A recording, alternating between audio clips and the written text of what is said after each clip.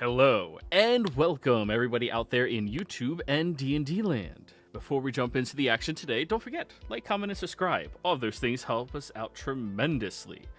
If you're interested in joining any of our games, we do have open slots available. 3 in the Tuesday early game, currently off stream, but they just finished up their big story thing, so now we're going to be moving on to the bigger story things. And we have 1 open slot available in the Sunday early campaign. So if you're interested in either of those, be sure to reach out to me and let me know. Now, without further ado, go ahead and give us that recap, Sybil. Sure. So last session, we started off by, we went to this herbalist shop type place, run by a lady by the name of, let's see if I have her name here. Her name is Laura Leaf Whisperer. She is an elf herbalist who apparently does not like Barnabas. We tried to initially, as a group, negotiate with her to try to get some stuff that we needed for a special workout drink, but that didn't go too well, so some of the group decided to try to steal the stuff from her, although we don't have a very good history of being sneaky, so that also didn't go too well. We were about to give up, but then Dress Lee spoke to her and was able to get what we needed for the drinks. Not too much, but just enough, I suppose. After that, we went to the Elemental Phoenixes, where Duran was given his quest to join that particular club. They told him to bring a dog, for which we had to go to the Ethercrest Estates area, and the quest was just to bring back the dog, which the group found suspicious at first, but we were able to secure the dog. After that, we went to the AV Club, where we tried to get some stuff from a floppy disk. And that also didn't go too well, because we were attacked by viruses.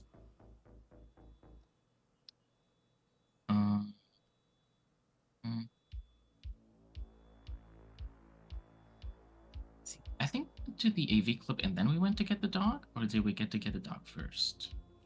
You did AV Club, and then you went to go get the dog. Yes, so we went to the big club, we got a type of viruses, then we went to get the dog, and on our way back to the academy, we saw these guys that apparently Dressley recognized, and that's where we left off. So, Dressley, you're currently across the street at the edge of the Humble Hexes, looking over at a incredibly refined town car, stretched out to expand enough to easily fit 4 or 5 average people in there, but you know better. For people of your disposition, they easily fit 8 to 10 in them. And you see Twiddleleaf out front having a bit of a heated conversation with Principal O'Shant, who is just smiling, listening to him yell and scream with a joyous look on his face. Everyone else, you just see the random elf man yelling at your principal. What'd you say, Joyce? Have we been seen, or is he too busy yelling at the principal? Oh, he's too busy. He's back to car, and then the car, then the street, then you guys all the way back there. So he's like facing the school yelling at the principal right now.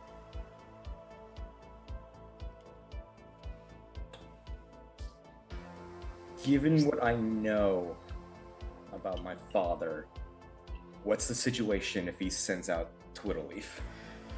Twiddleleaf is an individual who's supposed to be good at slipping into places he's not supposed to be, as well as good at convincing people to do things that they may not want to do.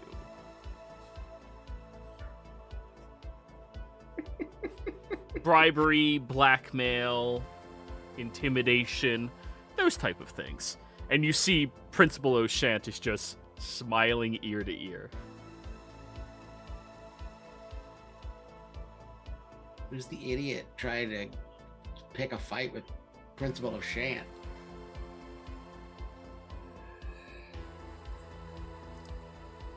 Most likely trying to find a way to bribe him. He's one of mine. One of your what? Father's men. DM.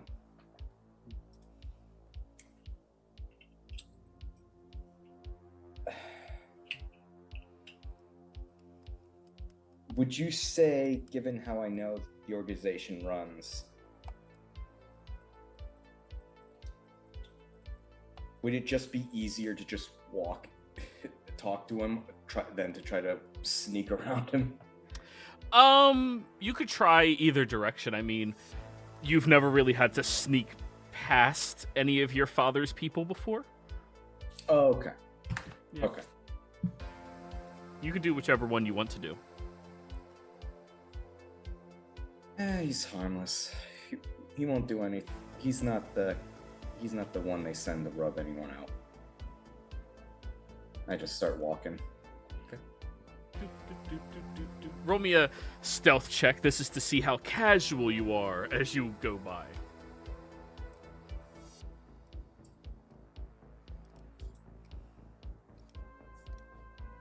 $15. Okay. Everyone else roll a perception check, except Dresley.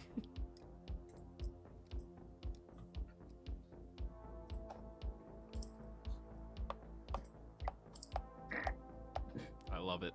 I love it. All right, so we'll start with Bjorn. You end up counting the squares on the sidewalk as you're jumping across them. Durin and Sybil and Barnabas, you guys pick up a little bit of the tail end of the conversation. You know, sir, it's quite simple, really. It's an unfortunate mistake, and I really do think it's in your best interest that you just let the boy come on over with us so we can get him to a more reputable location. And Principal O'Shant is just smiling at him, not replying at all. Barnabas, you notice that Dresley is wearing a hat that's very similar to the man's hat. You guys like wear matching hats as part of a uniform or something? You could say something like that. So, Wait a minute. Does Durin recognize Dwiddly? oh yeah, that's right. Durin, hey, this is one of those guys who were standing around after you were asked not to mention you got ran over and got paid very well for getting ran over. Wave hello to him. You wave hello to him. I love Durin. As you do that, Durin, he kind of like offhandedly looks in your direction and then looks past you over at Dresley. Ah, Dresley, how you doing, buddy? Twiddleleaf, what brings you to town? And I give him like the mob shoulder. Oh, you know how it is. Just, we were cruising through and, we got a notification that you didn't show your nose over at the proper educational facility. So, you know, your father asked us to come out here and, you know, bring you over to the right location. So, come on, boy, let's go.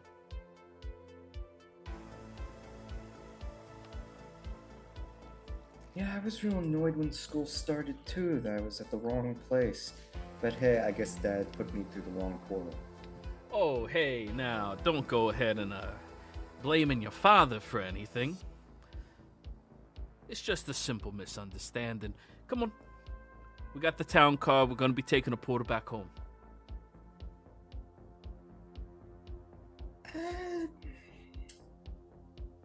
Oh, Twiddleleaf, I think this might actually be a better opportunity for me here. Come on now, Drez. I know you're not anything special, but you gotta be smart enough to know you don't go against your father's wishes.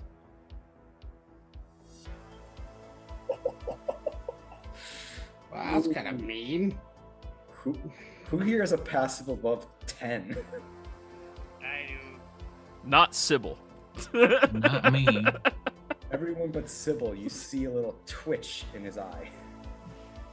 I ain't looking at you. Sybil's just vibing. Well, Well, be that as it may, Twiddleleaf, you could, I'm speaking Sylvan, by the way. You could say this may have worked out in my father's benefits. After all, he can now gloat that one of his children are being trained by Gildart's Longbottom themselves. And I chime in, and Sylvan, he has many, many books.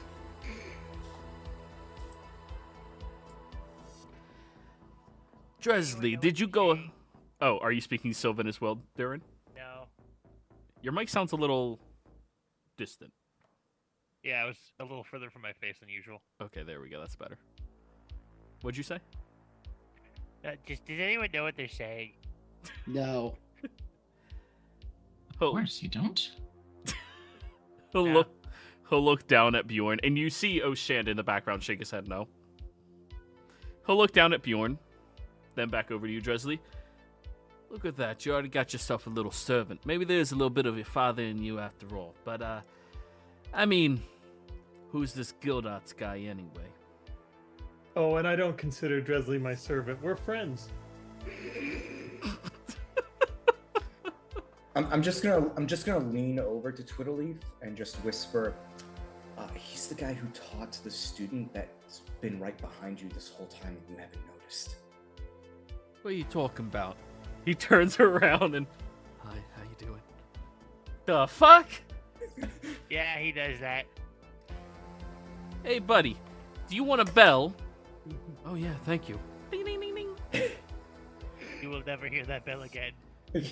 Dresley, you know that Tony made a very critical mistake when dealing with a fae. He accepted a gift. Can I take that before he accepts it? It kind of happened a little too quickly. You're not acclimated to people being dumb enough to take gifts from faes. You're not supposed to. But we're also outside the wilds. How's that work? It's fae have the ability. Gotcha. Yeah, powerful enough fae are like this. Oh, thank you. Yeah, that'll keep him noisy from now on. Anyways, come on, boy. And he puts his hand behind your neck and starts trying to drag you away. I ain't budging. All right, oppose athletics. He has a +6. Ooh, Yeah, yikes. 13. I said, you can tell my father that this is a better opportunity for him. And I'll even sweeten the pot here. This town here has got a little situation going on that would be bad for business. You don't know nothing about your father's business. I know pixie dust ain't exactly a good thing to be spreading around here. So, Dresley, you also see O'Shant raises his hands, and this 15-foot tall giant knight just grows from the academy right behind him.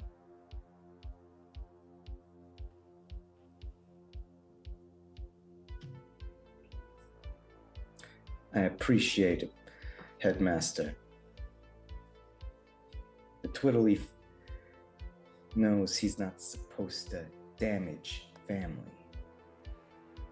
He turns and looks behind him, and O'Shant just has an incredibly dark look on his eyes.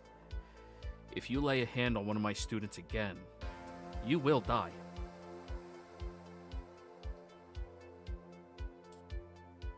Hey, just trying to have a talk with the boss's son, you know? Anyways, we'll be around town for a little bit. When you get tired of playing adventurer, come find us. We're gonna be over at that nice inn of yours. He steps over to the car door, and you see from the inside somebody opens it for him, and yeah, they have a car packed full of these enforcers. They get in, and the town car starts going away. How many of those enforcers are the rubbing out kind of enforcers? Well, at least the one that you saw open the door for him. Gotcha. Okay, that's not good. Well, sorry. I had no intentions of intervening during your very cool moment, by the way. I don't like people touching my students. Back to common. It's fine, Headmaster. Also, Tony, Yeah. never accept a gift from a pureblood fae. What, it's just a bell. Ding, ding, ding, ding, ding. Yeah, but now you owe him, and he can collect at any time. Also, don't tell him your name. Your full name. Okay. I told him my name was Tony. That's fine, just not the full name. Alright, cool. Yeah. Tony, maybe we need to put you in a Sylvan class. Huh? Yeah, I'll pick that as my extracurricular this year. Thanks. Yeah. Anyways, students, did you have a very productive day? Oh, would you look at that good boy? He goes over and starts scruffing the face of the dog. Oh, look at that boy. Oh, that's such a good boy. Okay. Yeah, did you guys have a good day? What'd you say? Yeah. We found a dog. I mean, you didn't steal the dog, did you? No, we asked. We have permission from the owner. He'll look over at Sybil. You guys didn't get caught, did you? Asking for permission? You know what? I respect sticking to your story. Good job.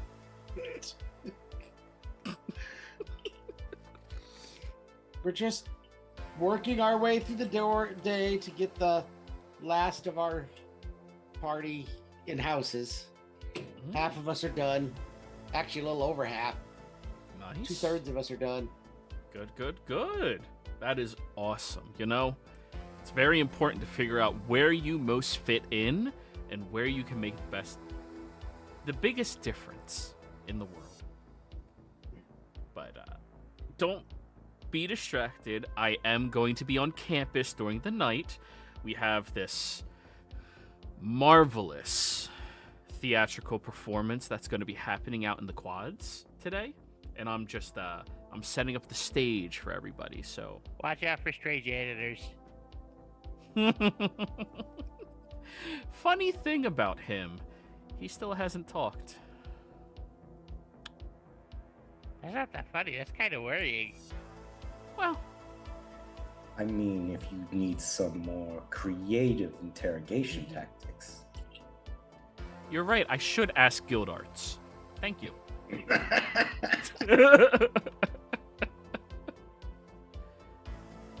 Anyway, students, take care. Be safe.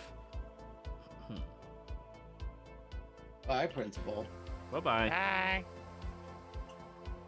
After you all walk through the front threshold, he waves his hand and the gates just close, sealing off the location.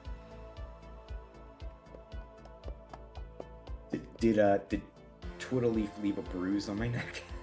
Oh no, he would never have grabbed you that hard. He was just gonna try to move you forward.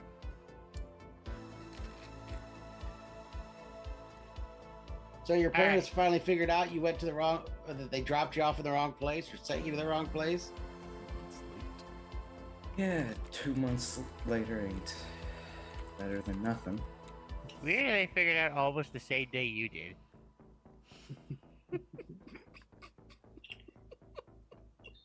I mean, they're probably, knowing my father, some of this money was probably a bribe. Yeah, Chant doesn't seem to be overly interested in bribe money. Bribe donuts would probably work better. What are you bribing him for? I don't know. Or what would they be bribing him for? General bribery? I don't get, but I just don't understand why you would ever bribe a principal or a teacher or something. But Ease the way. there are some people who have a lot of money and their kids are idiots. And they want to use that money to make sure they get into college.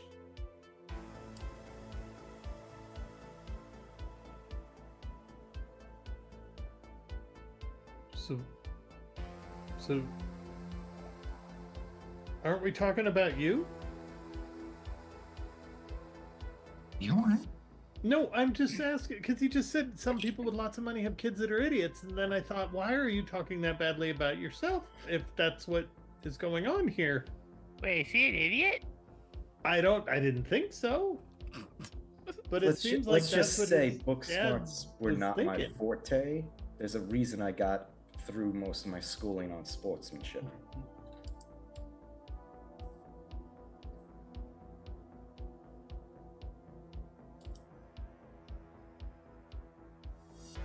Bjorn just stares at you bewildered, like, that sentence doesn't really make sense. 'Cause, you know, if you do sports, you can do sports for schools, and then it's just part of schooling.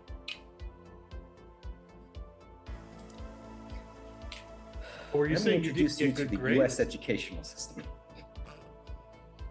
Oh god, it's hideous! Kill it with funding! Oh. That was actually very funny. Good job.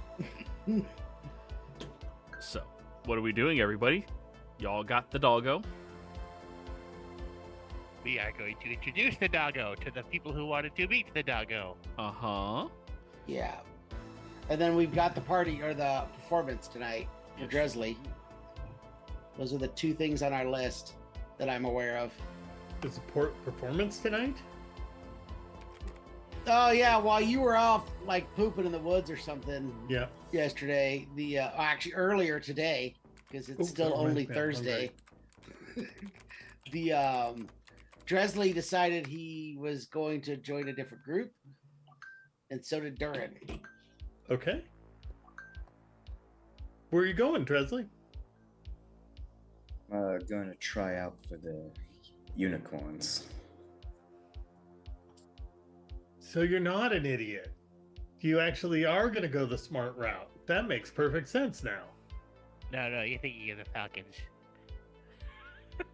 Oh, the unicorns are the theater kids. Yeah. Okay, that's right. So he might still be an idiot. We don't What's know. your performing? What do you perform as? Well, I know how to play jazz, but to get in, I have to read poetry. So it's kind of the same thing. Kinda. Well, absolutely. Jazz is just a progression of cadences and time, and so is poetry. Poetry's words that you say in a progression of cadences and time. I didn't make that up. I read that. So if you think about your performance of reading some poetry in a cadence and a time that's jazzy, it will be a performance. And everyone will think, he's brilliant. You could say happy birthday. And the song happy birthday could be read in a jazzy way and it becomes poetry. I don't get it, so it might be art. Oh. Yes, it is. One other thing, if we have time between the dog and the poetry, I'm gonna need to stop by the herbalism class so I can turn this bark and flowers into usable powder. Oh, I'll go with you to that. I That never sounds like have fun. checked into my herbalism class. I know how to do that stuff. Yeah, but do you walk around with the tools all the time? You're asking if I know how to make powders and prepare substances for consumption?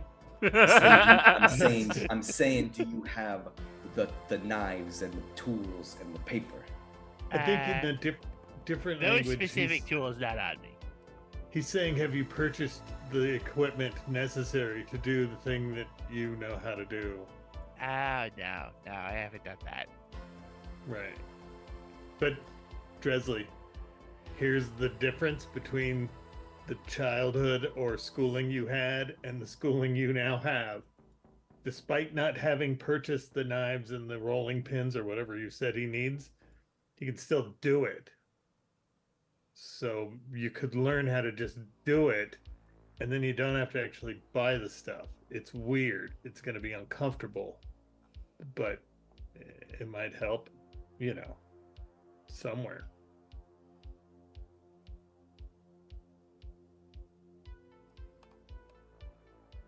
That's my observation. How far away are we from the herbalism class?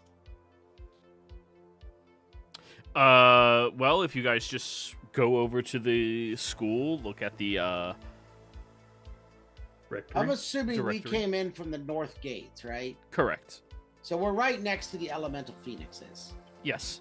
So let's get them done first and then go make the powders. We make the powders today because we have to pass the test tomorrow because it's got to be by the end of the week, and that's tomorrow. So, All right. So we need to make them tonight. And then we Okay. swing back to the commons. All right. Sounds good to Good me. Yeah. So, good thing one person in the party is organized. You guys wander over to the elemental phoenixes, and yet again, you have to take off your signet ring and put it in the hole in order to open up the door. As you all, I'm gonna have to get one of those. Yeah. As you Steal all one for my sister. get That inside, works. you see that the main foyer seems to have opened up tremendously, as if somebody had spread magic throughout it in order to bring about a new system on the inside, making it look more vibrant and vast. You start wandering through and you see a handful of the students in here are looking around curiously as all of you are walking by.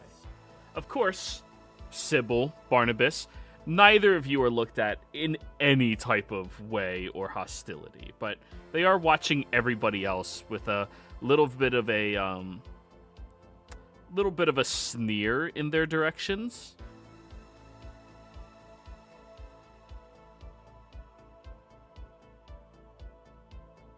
We brought a dog. Right. Why? We were told that it was the quest thingy to join. Who told you that? It was the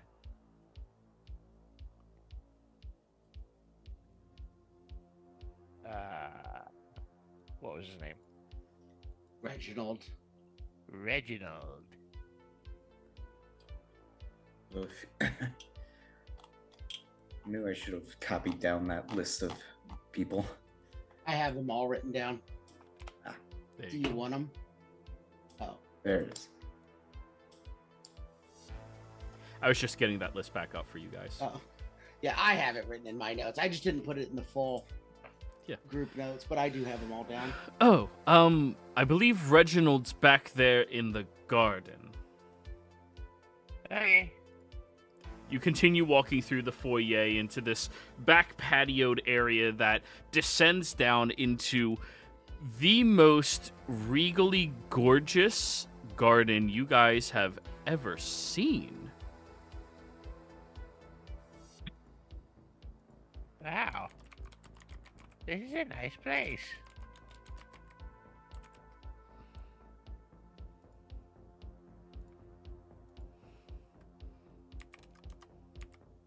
Oh wait, he's an upperclassman. That puts him at that. Nice. So, you guys can begin to explore and walk through. What were you saying, Sybil? Nothing. Okay. And eventually you see Reginald. All the way up here. Ah, man, he's really in the back. I barely see him shit.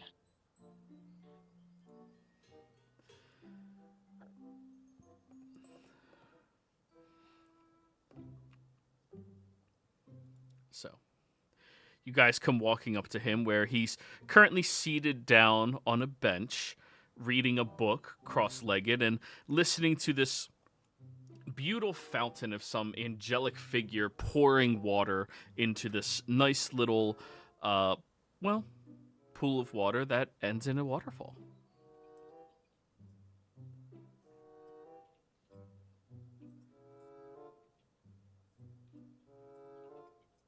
We brought the dog. Shh, shh, shh, shh, shh, shh, shh.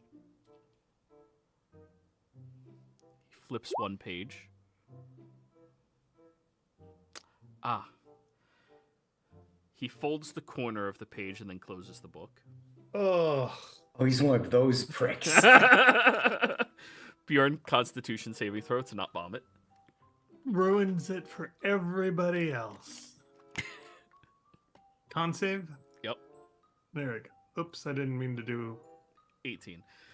You manage to swallow it back as you see that, and... Oh, hey! Oh, no, I don't want to swallow that back. I'm gonna go, oh! I meant the vomit. Oh, the vomit part. Sure, sorry. Oh, would you look at that? It's, Doreen. Darren. But that was close. Durin. That sounds so much more simple. Who are you? Oh, I'm Reginald Sinclair, one of the senior members of the Elemental Phoenixes. He's the guy who asked us to bring him the dog. You Are have the we dog. all members of the scene of the Phoenixes too? No. You're the Griffins. Oh, that's right, we're Griffins. Sorry, I He, forgot. he doesn't know any of the houses. You really went with the Griffins, those creeps? Whatever. Comparatively, no, they're great. Yeah, sure. People that skulk around in shadows and end up stalking people and blackmailing them. They're great. I've I mean, only they're met both- one Phoenix so far, and he folds his corners. I mean, they're the same kind of people that your daddy probably uses, so might want to watch your tongue on who you piss off in school. Oh, really? And who are you, little foreign boy? You can just call me Drez, Hmm. and I'll keep you in mind, Reginald Sinclair. Good you do. Good you do. And hey, no hard feelings about those issues that happened 60 or 70 years ago, you know. What is he referring to, DM? Oh, there was kind of a big event where Fey creatures were being forced into contracts to be familiars to rich humans.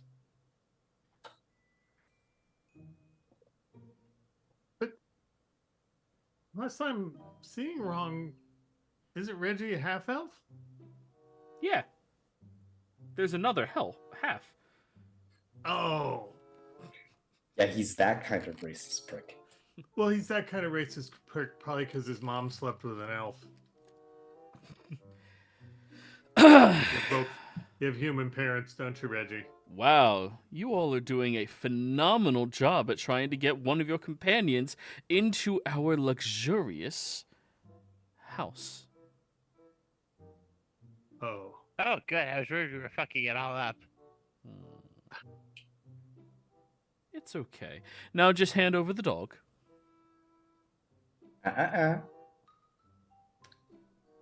First, the dog was brought.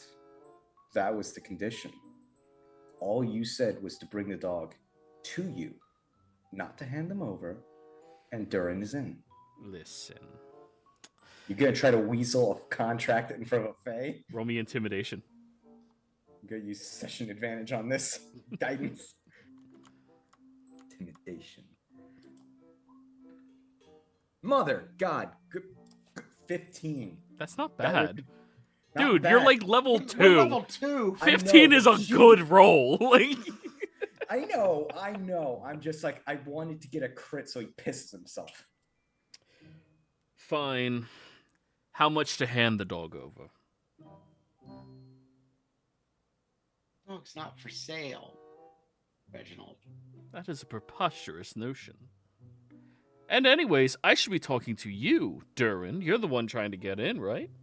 Yeah, I am. Yes, you are. So, how much for the dog? Oh, hey, Barney.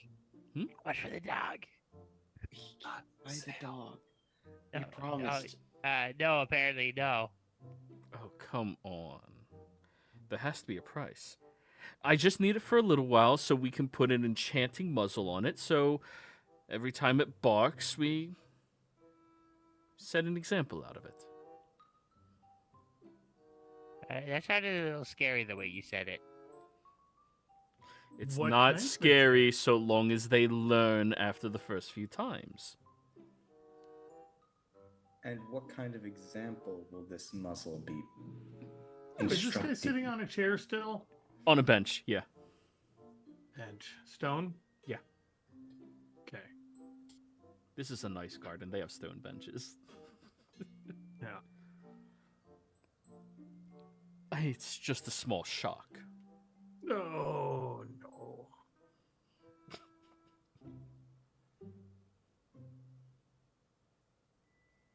I mean, it doesn't sound very nice, though.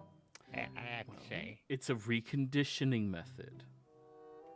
We need to condition it to stop barking. Those mangy mutts are always so fucking distracting from everything. Also, all the players that are currently here, you can thank Halo for a viewer inspiration each. Thank you, Halo. Ooh, thank Thank you, you, Halo. Halo. Thank you, Yes, Halo. Thank you, Halo. Keep in mind, these are the ones that allow you to retroactively reroll. So I seriously, still have the last one. Do I have two now? Or yes, you do. Yippee! I usually cap it at 5. Just fucking use them at that point if somebody's giving you that many. Just Fair. I'm not holding on to 5 rivals, trust me. Oh yeah, no. Durin, are you sure you want to be associated with these type of people?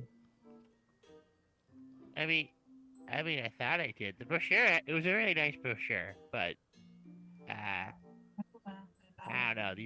This is kind of hitting different. What, the animal abuse is suddenly touching a nerve? Yeah. Yeah, that makes sense.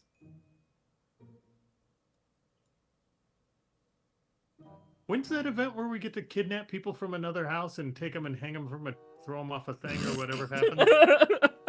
That's later in the year, and they only kidnap sophomores. Yep. He's It's a the- senior. We don't get to cough more. Well, we He's can a make it- senior mage, keep in mind, everybody. I'm pretty sure there's only the sophomores that count. I'm pretty sure you could do it with whoever, but it's just... Excuse me, everybody, Oh, but sorry. Yeah, that's my bad. you I'll should do really... one for no points. It'd be worth it. Okay. So now I know which of the houses we need to be targeting. Durin, this is your last opportunity. Do you wish to join the high societal elites of this entire school and academic program, or do you wish to sit with the common folk? No, I It's was about looking to join time the you Phoenix allow your Scout. family to crawl out from those trailers. No, they're pretty good at crawling. I think they can do that for themselves.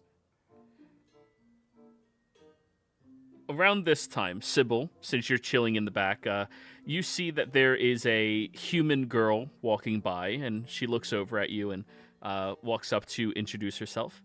Oh, hi, Sybil. Are you interested in joining us? Oh, I'm Whitney Van Buren. It's a pleasure to meet you. Pleasure to Whitney. meet you as well. Oh, you're distracted with the other conversation, okay. Durin, and Sybil's like 30 feet away from you guys. Pleasure to meet you as well. Yes. No, I will not be joining you. Oh, that is so unfortunate. May I ask why?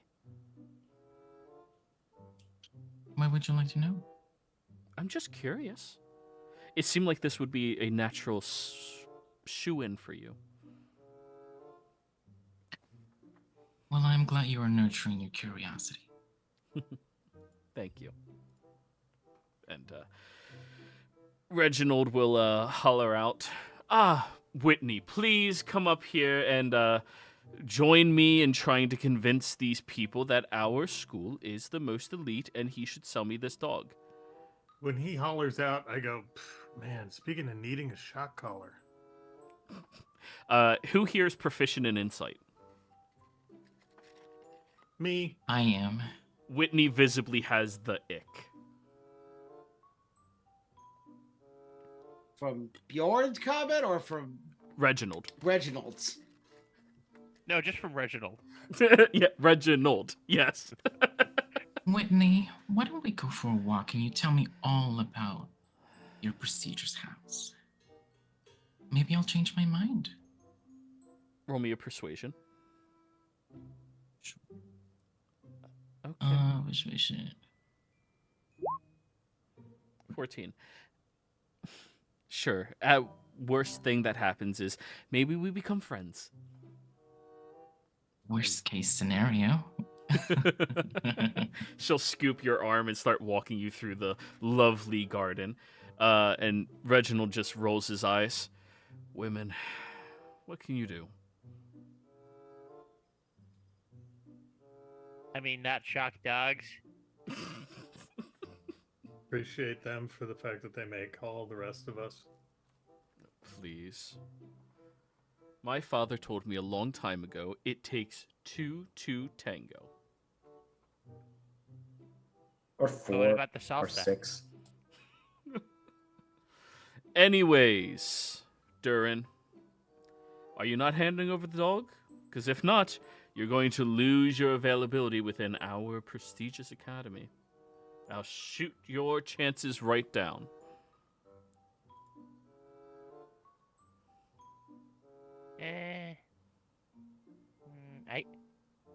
I want to have a place to stay, but I also don't want to be a dick to a dog.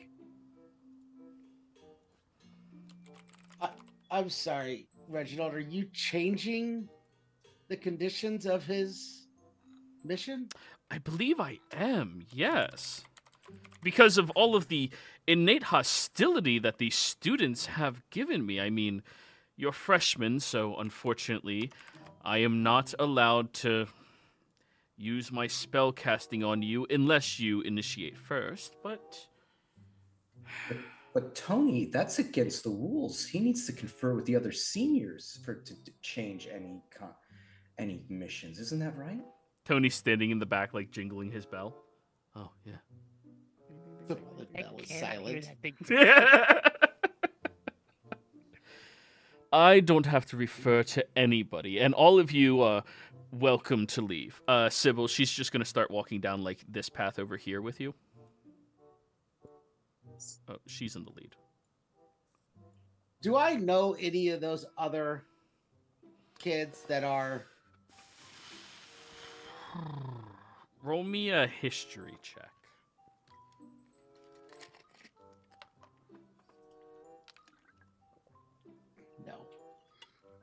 Yeah, you never went out of your way to schmooze. Your father also does not schmooze at all. And yeah, no, you haven't really cared about your sister's time at the school either, so you haven't really met any of them yet.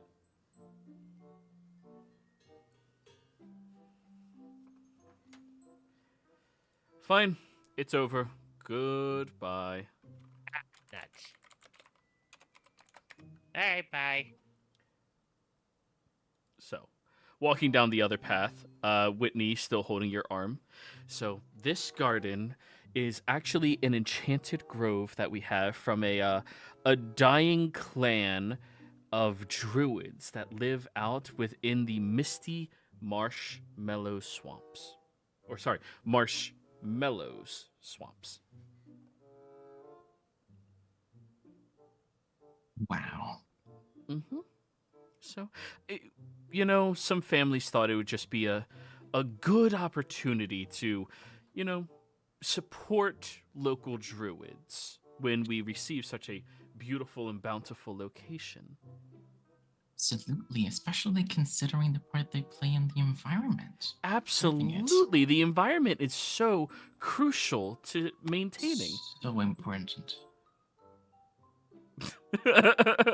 Fair enough. Yes, Darren, I'll allow it. Marshmallow. Marshmallows? And honestly, this portion over here is absolutely my favorite. You see, right around the edge in here, this is where we have some dark bark, but we also have a couple of nice benches where you can just sit down, relax, not be surrounded by anybody, and just enjoy the environment. Isn't it so peaceful? It's so peaceful. It's so wonderful. No wonder this is your favorite. It really is a wonderful spot. It's just not a lot of people like to come to this specific corner, mostly because... Why is that? Well, don't tell anybody, but we have some poison oak right at the edge of that little archway towards that little shrine at the end. So a lot of people, when they first went down this area, touched it, and they got really itchy for a few weeks. So now they just, you know how people are. As soon as you have one bad experience, it's over. It's gone. I know. Darren, you can So keep much walking if you overreaction. want. You're fine. Such an overreaction. Here, sit down with me. And she'll scoot over. It is a one-person bench, but you're both small. Of course. Now we'll take a seat. Doo-doo. And even if you don't join, you're obviously welcome to come by if you ever need a place just to clear your head and relax. This would be a fantastic place to do just that. Really Thank you is. so much for showing me. I cannot believe it. Yeah, it's nice here. But I do have to at least try to get you to join us. You understand? Somebody with your title and your name would bring a lot of great reputation to our very fine house. And if that were to happen, we might be able to convince some people whose parents are a little more stingy to give us better donations, and we can do that for all of the various academic programs that we are the heads of. The sports teams are fully funded by, the Jackrabbits and their parents and fans in the town and things like that, but most people overlook the botany courses, the alchemy courses, the poisoners courses, things like that, and it's very important to us that we... oh, hi! She'll wave over at you. Hi. What's your name? Hi. I'm Darren. I heard something about marshmallows. No, it's a misty marshmallow swamps. Oh. I'm less interested now. I'm sorry. So how did your talk with Reginald go? Oh, he's a dick. Well, I wouldn't be the type of person to entertain that type of language when Oh. talking about one of my classmates. Ah, boys. Yeah. It's all right, though. Yeah. And we brought him a dog and everything, Who's this too. good boy? Oh, this is, I forget the dog's name. If the dog wandered off, I would have followed it. I didn't realize Betty followed off. No, oh, you're the one carrying Bentley. Well, remember, he came. I'm the one that he was told to follow. Obey. Oh, never mind then. No. Okay. I But apologize. I thought Durin was holding him when we entered this place. So to hand it over. That's what I was thinking. Yeah, not to Oh, hand it okay, over, that's but fine. yeah. Okay, so That's fine. If he had him, then that's fine. all right. Do you want to keep following Durin then? No, I'll wait out here. I Okay. know Durin wandered off that way. I'm assuming he's doing something, and I'm waiting for Sybil to come back wherever she disappeared to. Oh, can I pet him? Oh, yeah. He likes it. And goes running over to her, and she just starts scruffing his face. Oh, you are such a cute boy. And he lets out the most earth-shattering howl that just, oh, it hurts. It hurts your ears, but it's cute. What a good boy. reminds me of home. Do you like dogs, Sybil? I adore animals. Roll me the... You can whisper it, but roll me the necessary charisma roll.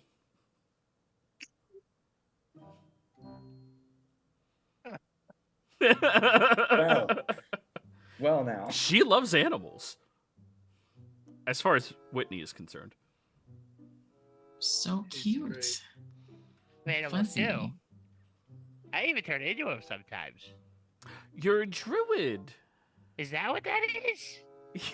Well, I mean, unless you're like a 8th level wizard. No, so it's gotta be the other thing. Yeah, druids. What grove do you find yourself most attuned to? I reach into my pocket. Psst, Harvey, what grove are we? Bro, what the fuck you talking about? I don't know. She's talking about a grove. But druids apparently do groves or something. Oh, she asking about the band. Are you asking about the band? Maybe? I lean over and I I'd whisper, share. like stage whisper to her. He has a talking pet hamster. That's adorable. And he'll just I look at you, know. Oh, go ahead, Sybil. No, that's it. He'll just look at you, Doran, waiting for a reply. Yeah, she doesn't seem sure. Oi, fuck yeah. We are the...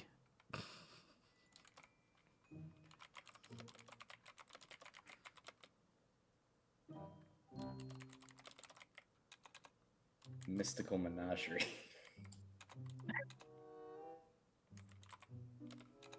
That's not how you spell chorus. Chorus. There we go. Oh, yeah, we're the Slayer Death / Iron Chorus.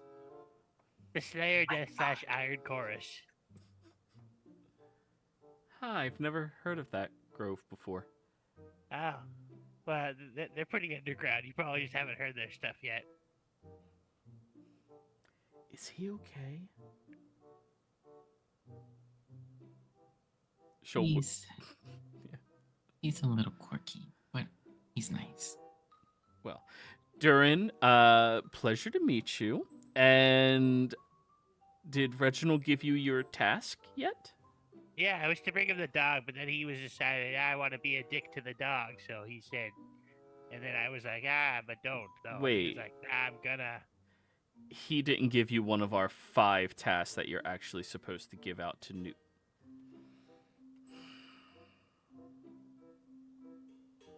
If Barnabas is close enough, can he talk about the overshadowing authority shit? Are you close enough? Oh, Barnabas is over here. Yeah, I figured I'd bring up this opportunity to a person who's actually close. Good call. Barnabas, you're Because- fairly perceptive. Yeah, they're not quiet. What were we saying, Bjorn? Drez, keep an eye out. I'm gonna pee in this fountain over here. Gotcha. Make sure it's at the top of the river so it gets to everywhere. But yeah, Barnabas, you walk around the corner. Okay. Reginald decided to give him his own mission and then change the mission after Durin completed it. Because he wants to torture this poor dog. What? Like I said, he sucks. Jesus, that guy. His parents give our house 15,000 gold a year. Oh. So Oh, that's a lot of money. it really is, and it's good for all the programs and such, but he's never done anything like this before. He's tried other weird and perverse things, but I would ask, but I really don't want to. His family's been skating for generations on past successes. I'm pretty sure it's just ingrained in their entire house at this point to slide. I wouldn't like to speak ill at another noble family. Also, Barnabas, hello. Hi. If you're ever interested in joining, just speak to me. I'd be more than happy to tell you what it is we do here and show you how you could really make a difference at this academy. Yeah, I was looking to join, but then, he said no dog, no dice, so...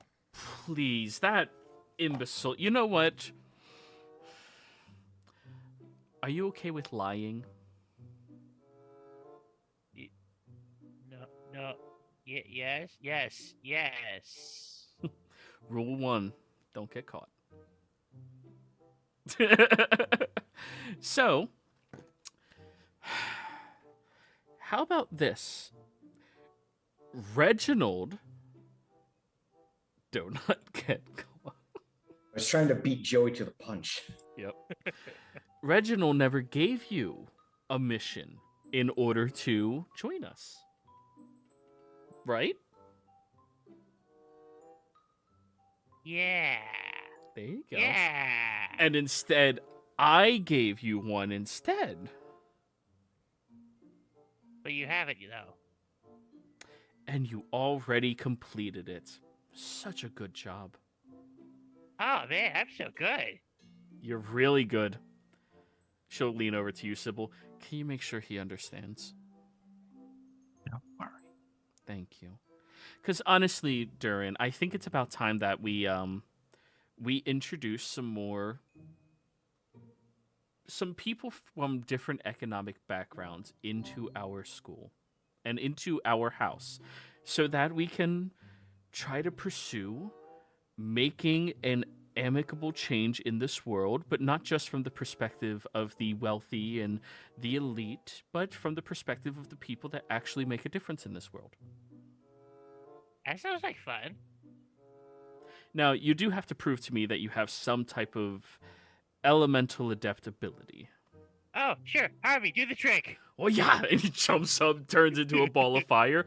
Not in the Oh, ground. wow. That is... Oh, that was a Awesome. bad call on my part, wasn't it? He's just singeing the grass. No. I mean, this is something I asked for. That is awesome. What type of hamster is that?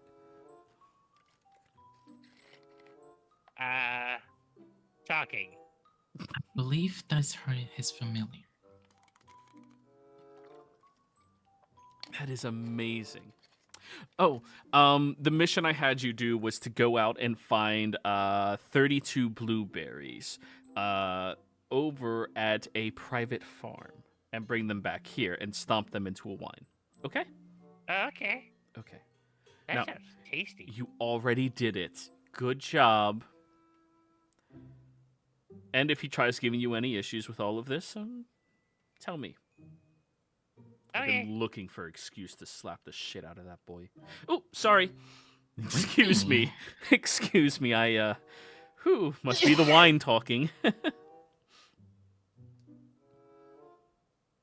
Sybil grins. You've never seen Sybil grin.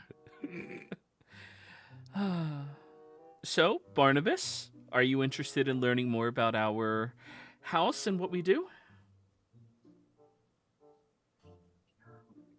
Unfortunately, I have already pledged to another house. Which So one? I admit Reginald would have put a sour on my opinion anyways after his. Though I admit you've given me a much better impression than Reginald. You've managed to register a lot more over what Reginald did. Yeah. One single individual cannot represent an entire group. Correct. True. Correct. And unfortunately, we have to take rotations on who's available. That explains that. Yeah. Well, if I can't talk your ear off about it, no harm, no foul. Durin, we're going to need you here bright and early on Sunday morning. You're going to go to Mass with all of us, and then we're going to baptize you. And then after the baptism, you are going to be a welcomed member of the Elemental Phoenixes. Yay! What is this, Scientology? What sort It's of where all the rich famous ceremony? people are, so kinda. The ceremony will be private, unfortunately, Sybil. Oh, that is unfortunate. But who knows? Maybe he'll have some spare cucumber sandwiches to bring back for you. Number sandwiches. I don't think he will. He's got a healthy appetite. Yeah. I will forewarn you. We've already accepted 5 of the newest students into our house, and we only had 5 available bedrooms until something happens to one of the other students. I'm sure at some point in time during the year, somebody's going to drop out, somebody's going to end up dead, somebody's going to end up being forced into retirement, something like that. You understand? But in the meantime, we're going to have to situate you in one of the servants' quarters. And then after somebody leaves, we'll be able to give you their room. Okay? Okay, that works. Okay. Glad you understand. And seriously, it's nothing to do with actual class or anything like that. It's just we're only supposed to accept 5, and he did offer you the opportunity. And after the showmanship that he put on, I would feel remiss if I did not at least take you seriously as a candidate for our house. Are all the schools limited to 5? Or all the houses? Just ours. Ah. Is that just because of space issues, or is there some other? There was an issue some years ago where, well, I mean, I'm sure Sybil has heard the story. Have I? Roll me an insight check. Let's see if you know what she's talking about. Insight.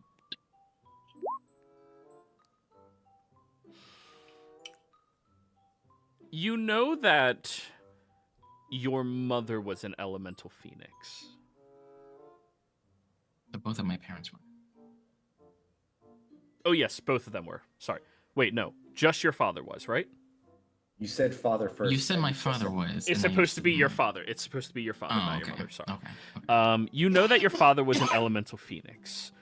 And you also heard stories of him manipulating classmen to turn them into his personal servants. And how it ended incredibly poorly. And a year after that is when he had to drop out of the adventurers program altogether and decided that he was just going to become a civil servant as he is now.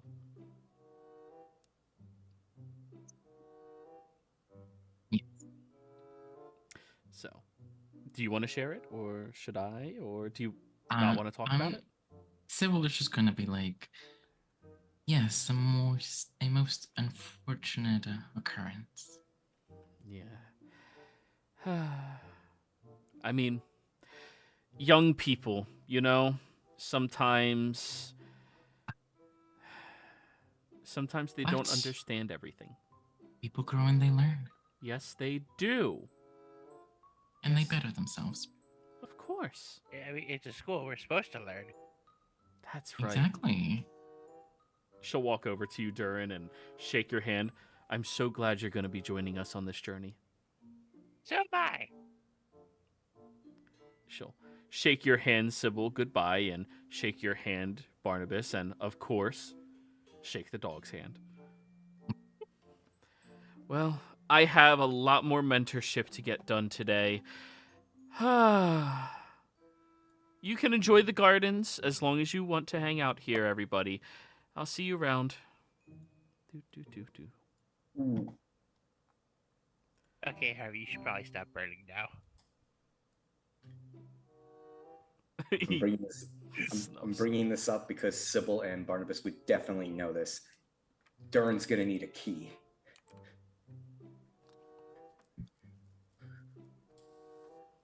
I'm going to prestidigitate any leftover fires that the hamster may have started. Good stuff. So, Dresley, roll me a perception check. Perception. It's 10. You do not notice Whitney approaching as Bjorn is currently pissing into the waterfall. Wow. I felt like we had minutes. I didn't realize. Okay. Longest piss ever. They'd have been holding it for, a while, I guess. The whole day. Mm-hmm. And wait for the opportune moment. Stop because people are coming by. There's things that transpire. Excuse me. Is that Whitney? Yes. What's up, girl? Oh my god. What was that? You got caught. Dick out. And that's what you start with. Sup, girl. Bjorn, roll me a persuasion roll at disadvantage. That's the most high school freshman thing I've ever heard. Sup? Yeah, what's up? What's up? Persuasion? At disadvantage, yeah. Yeah, that part too. There we go. 2. Ew. You should know that here we have bathrooms. Mostly because there's no woman on Earth who wants to see that. None at all. Anywhere. Ever. I need you to give me a charisma saving throw. Clearly you haven't been to the Feywild. Oops, I'm still on disadvantage. It's alright. 2. Bjorn, you developed a bit of a self-conscious nature when it comes to that now. Oh, wow. Okay. When a powerful sorceress tells you your pee-pee small. Man. It's perspective. She just... 3 feet tall. Proportionally accurate to his views. She will continue walking away.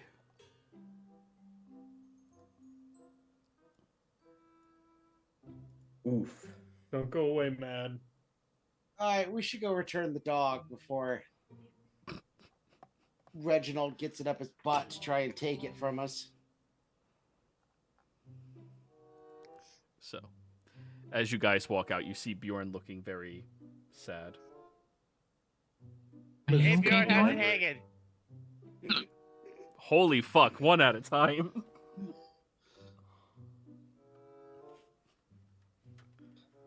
Alright, not Bjorn. none, one. Hey, Bjorn, how's it hanging? Oh.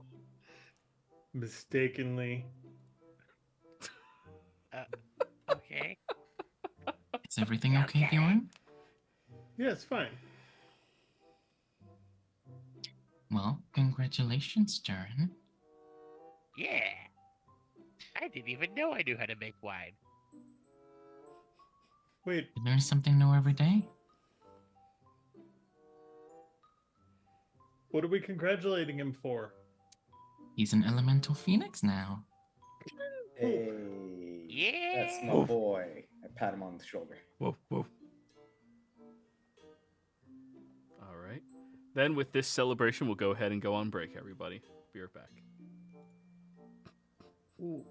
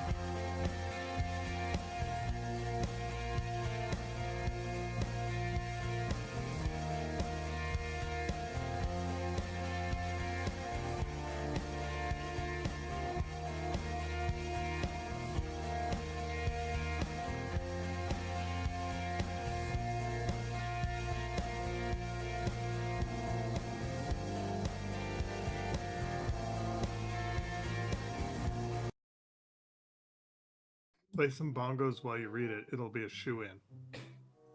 I like the bongos. Anyways. So, after hanging out in the gardens for a short period of time, eventually, it is time for you all to walk out. When you get to the main... sorry, let me get to the right map.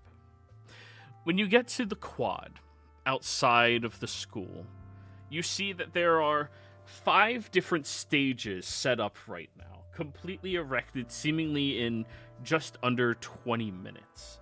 These stages each have their curtains, their own positions, their own instruments, anything else that might be needed up and ready and available. As you are wandering over to look at it, you see that there's quite a few students starting to pop up and show up. Many of them, none of you have any idea who the hell they are, as these are the weirdos, the rejects, the people who don't really fit in anywhere. However, one of you notices somebody who's not a student at this school. Somebody by the name of Morgan Shadow. So, person who knows Morgan Shadow, what do you do? I walk up behind him, get him in like a headlock. Morgan, what the hell are you doing? Hey! Oh, Dresley! And he starts patting you on the back as you're holding him, and he has no fighting chance. Hey, buddy! Hey! I need that. We're running Iteration 1 tonight. Hey! Oh, dude, so you got in? Right? You did good? It's a little up in the air in the moment. I'll tell you later. Oh, don't worry about it. I'm sure you're going to do great, man. And this half-elven individual turns and looks at all of you. He is 100% goth aesthetic. But he has the most bubbly personality you've seen on an individual. As he walks over to you guys. He's a pastel. Yeah. Hey, everybody.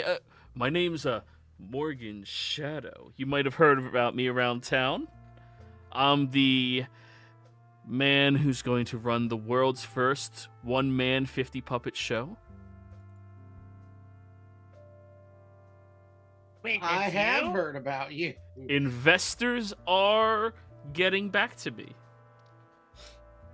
And I keep saying you just need to grow 6 other arms. You'll be fine. That's not feasible. We already looked into... Anyways. Everybody. Pleasure to meet each of you. Oh, you're Durin Goodleaf, right? Yeah. Nice to meet you, man. And you're Barnabas. Holy cow, dude. You got yourself a... And, Sybil. Wow. And, No. who are you? He looks at you, Bjorn. I'm Bjorn. Nice to meet you, man. Pleasure. Thanks. Who are you? Morgan Shadow.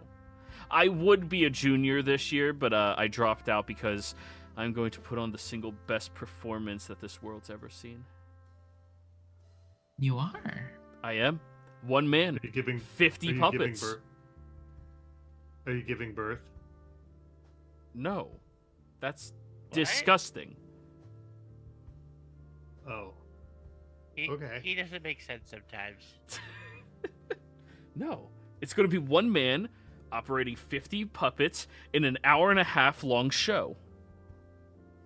Don't worry, I'm promoting it tonight here. I asked a couple of the kids from the Enchanted Unicorns if I could show up. And yeah, so we're going to start me off with 5 puppets. I figured out how to do it with my budget already.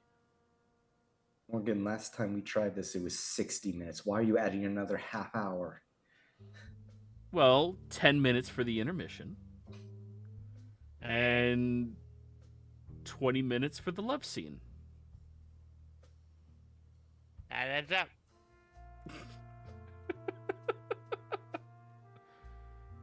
Morgan, please tell me you spent the money for the anatomically correct puppets. No, not yet. anatomically correct? Yeah. Love scene with a puppet? No, stage? I don't do the love scene. The puppets do it. I am just the puppet master. So you tell the puppets to do a love scene. No, I control you.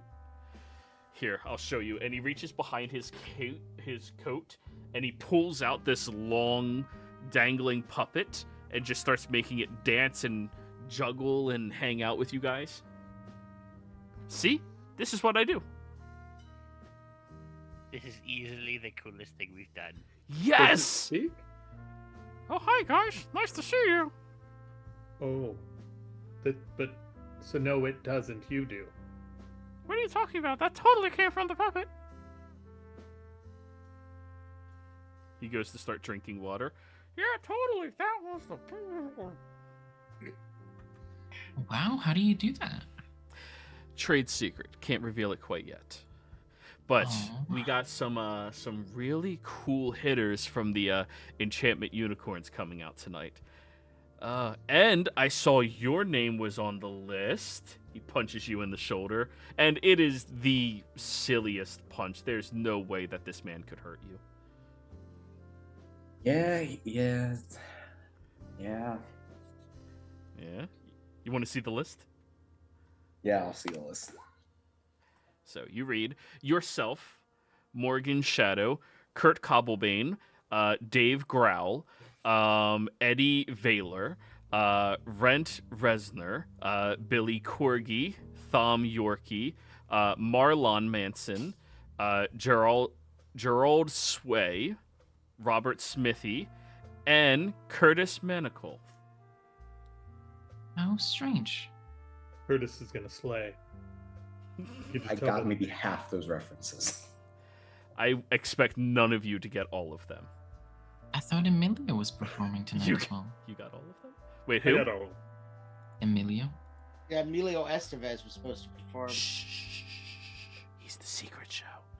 If it got out that he was going to be here, the entire campus would be overran with fanboys and fangirls. He was Wait. putting posters around. What? I didn't get that itinerary. He told me it had to be a secret. Oh, that dude. There's a poster right outside the school. Maybe he just Hey, didn't it's want a literally puppet 20 show feet over showing him there. up. Sorry. Shoot. So I really have to be the precursor to Emilio. Fuck. Wait, are all those people doing puppet shows? No, I'm doing a puppet show. Puppets are my thing, okay? Last year, when I was still a student here, I was the coolest kid on campus. Everybody wanted to sign my puppets or have my puppets sign them. Everybody wanted to, take Polaroids with my puppets. It's really cool. I can believe it. Yeah. Bjorn's fucking face. I don't understand.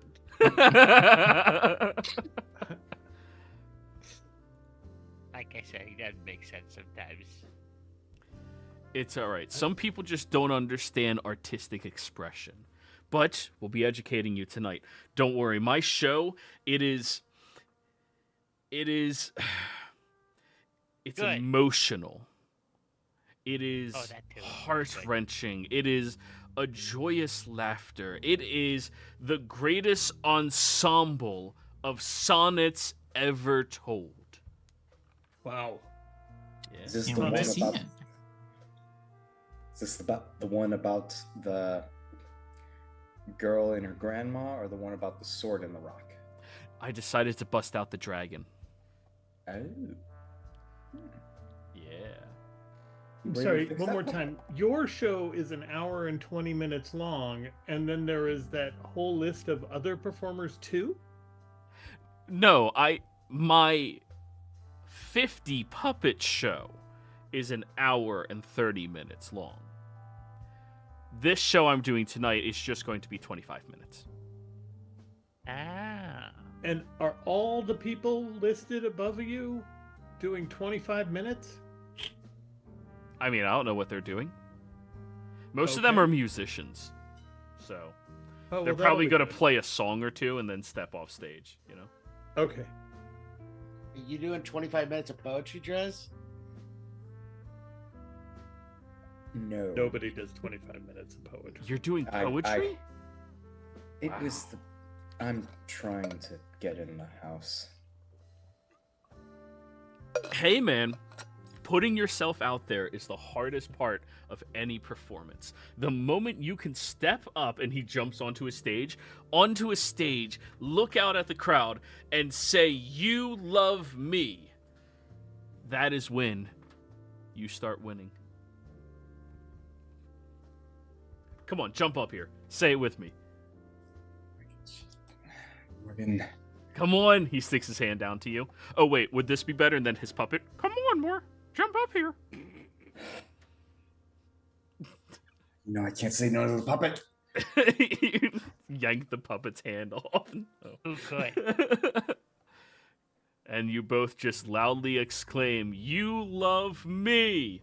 And there's a few chuckles from the crowd, a few snickers, and there's a few other actual artists here like, hell yeah, man. Hell yeah. Why did it have to be poetry? I'd be confident if it was music. Well, why didn't you ask to do music instead? They said they gave me the options of poetry or organizing a flash mob. Oh. Yeah, I don't know how they structure things anymore. I left that shit a long time ago. A year now.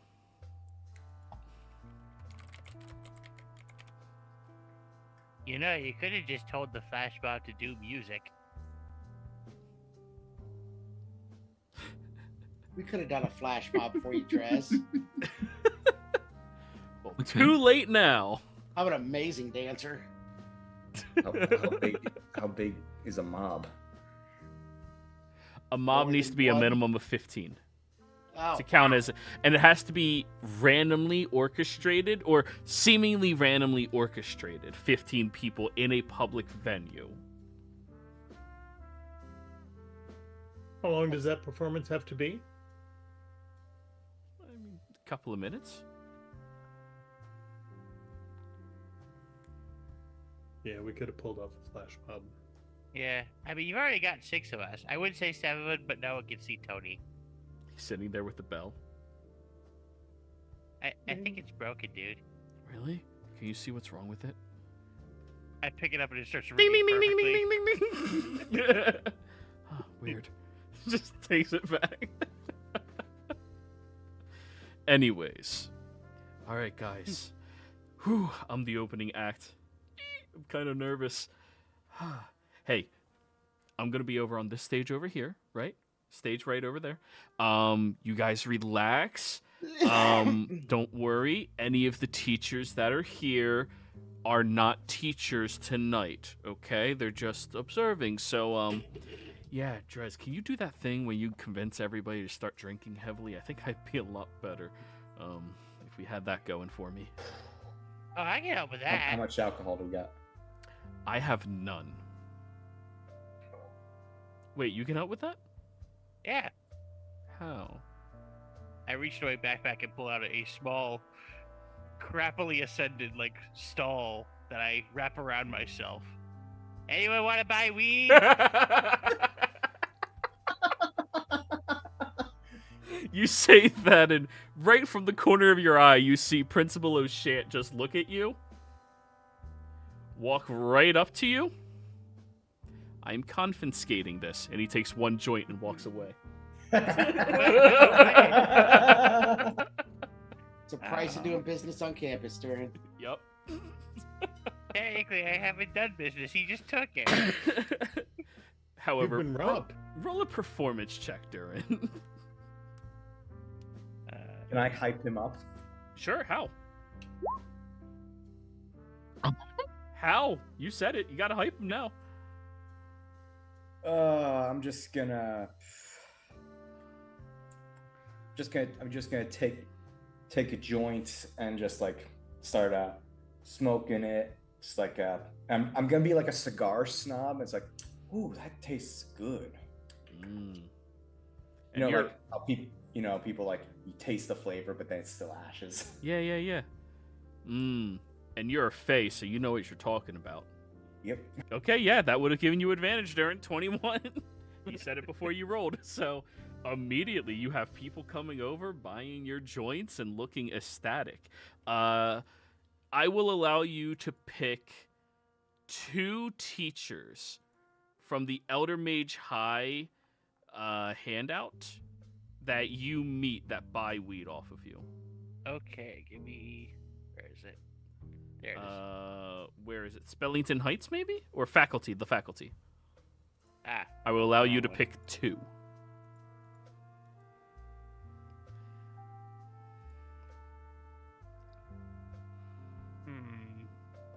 Take your time. But anyways, as you're all waiting there, you see many of the crowds start turning into a little bit of a haze that begins happening. And you see lights ignite onto the far right stage. And all of the chairs that are out in the main courtyard, people start heading over to and start trying to find good spots for them to sit. As you're trying to look for a place, Drez, you see Emilio looks over at you and waves you over to stage side. And your friends can sit down in the crowd. You have to sit over here, so when you're up, all right? Got it. Yeah. All right. So, as you find your seats among the bustling crowd of excited students, the stage lights flicker on, illumining Morgan Shadow's makeshift set with a warm glow. He has a nervous smile, and he steps onto the stage, surrounded by a jumble of colorful props and homemade puppets. With a flourish, Morgan begins his one-man puppet show. Each puppet clumsily maneuvers in turn. A sock puppet with googly eyes bobs awkwardly to an off-key rendition of Twinkle Twinkle Little Star, while a floppy-eared rabbit hops unsteadily across the stage, its movements exaggerated and uncoordinated. Next up is a dragon puppet.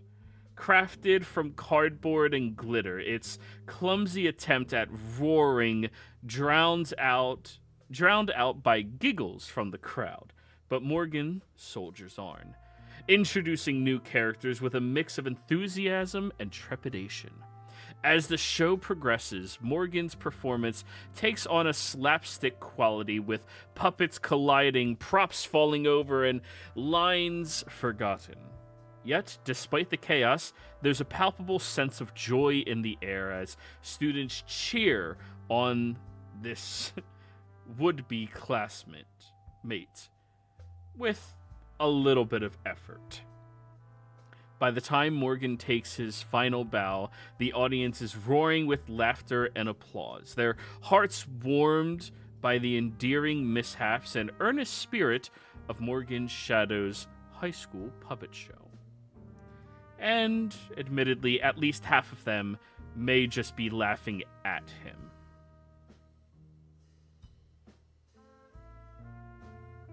Did we get a die roll to know how we feel? Sure, go for it. That'll be a wisdom check. What's his performance? +4. So roll a performance and then we'll see if... Because I want to hate it, but I also feel like... Okay, now you 23. just made the best opener. 23, okay. He did a good job. I was And gonna it's a choose to love it wisdom either save? way. You know what? Barnabas and Bjorn, there was a lot of heart in his performance. For you, Bjorn, that rabbit was kind of disrespectful.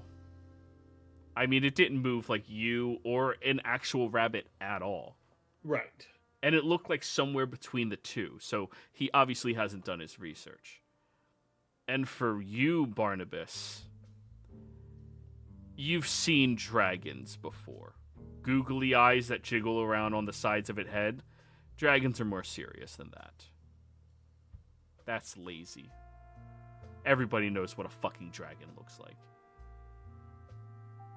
I feel like I went into that super skeptical, and when it was done, it was not that bad. I thought that puppetry thing is horrible until I saw it, and then I get it. It's just goofy. It's like people who read comic books or something. He's got promise. He just needs to take some time to refine his act and his puppets. So, You think it gets better than that? I think he can make it better than that. Oh, so interesting. thank you, everybody. As per usual, I'm Morgan Shadow. And if we have any donators in the crowd, I'm still trying to fund and, well, crowdfund my 50 puppet show. And we only need about another 5,000 gold to get it up off the ground. We need to rent out a studio, and he's being, like, ushered off the stage. The big hook is coming in. And then after him, the lights dim and shoot straight down. Now we're getting a different song, guys. Wow. I did put my choice of the two teachers into the chat there, by the way. Thank you.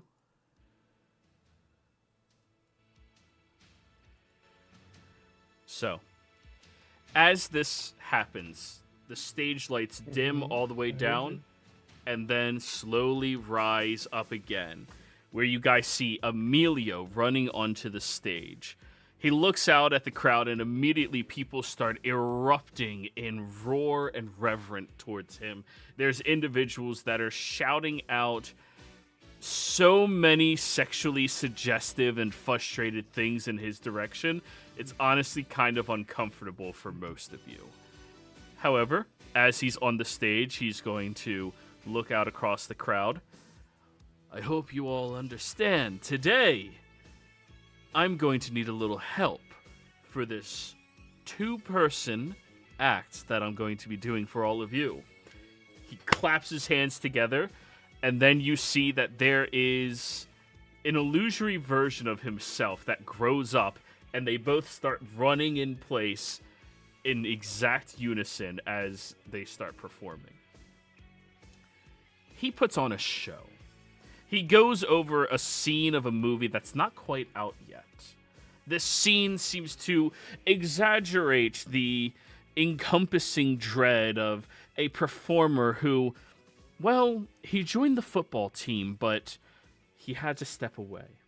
He felt the need to perform instead of being just the jock that he was meant to be, though everybody in his family expected him to be that jock. Everybody expected him to keep performing or keep being the star.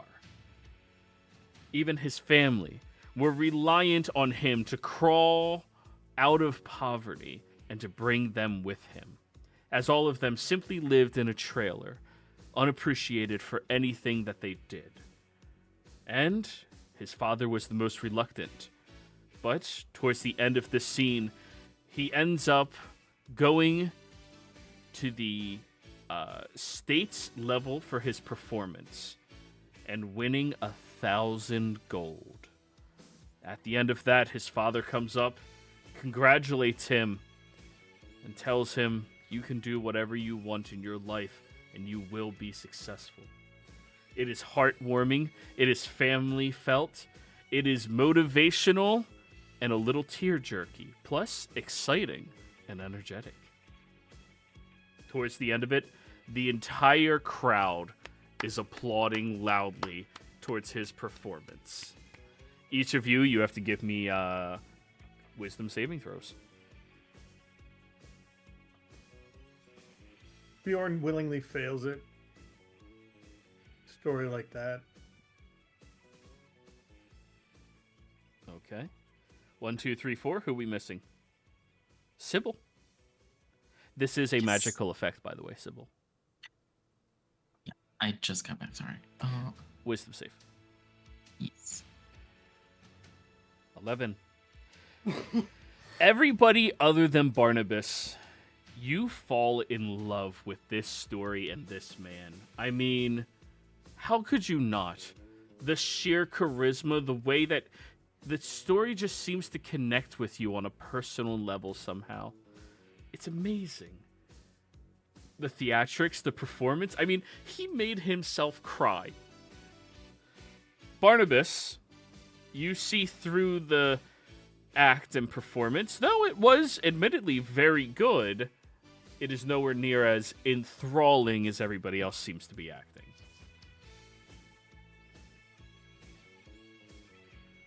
Bjorn's near down the aisle from you, just like wiping his eyes, taking an ear and wiping his eyes, just crying his eyes out at parts.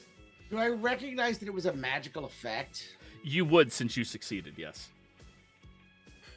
I wonder if he's going to be able to pull that off over the screens.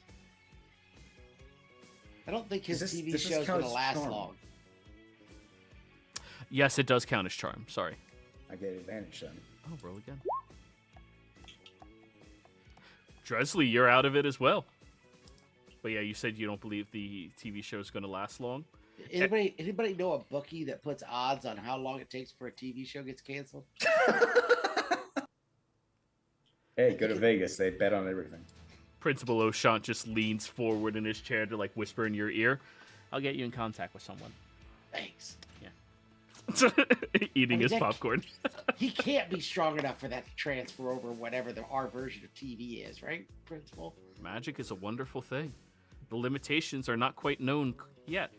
But yeah, he's aight. Yeah, I'm still willing to put money on it. Thanks. Let me know when you got that name. I gotcha. He'll offer you some popcorn as well. I think so. Yeah. Still a little bit extra in my backpack.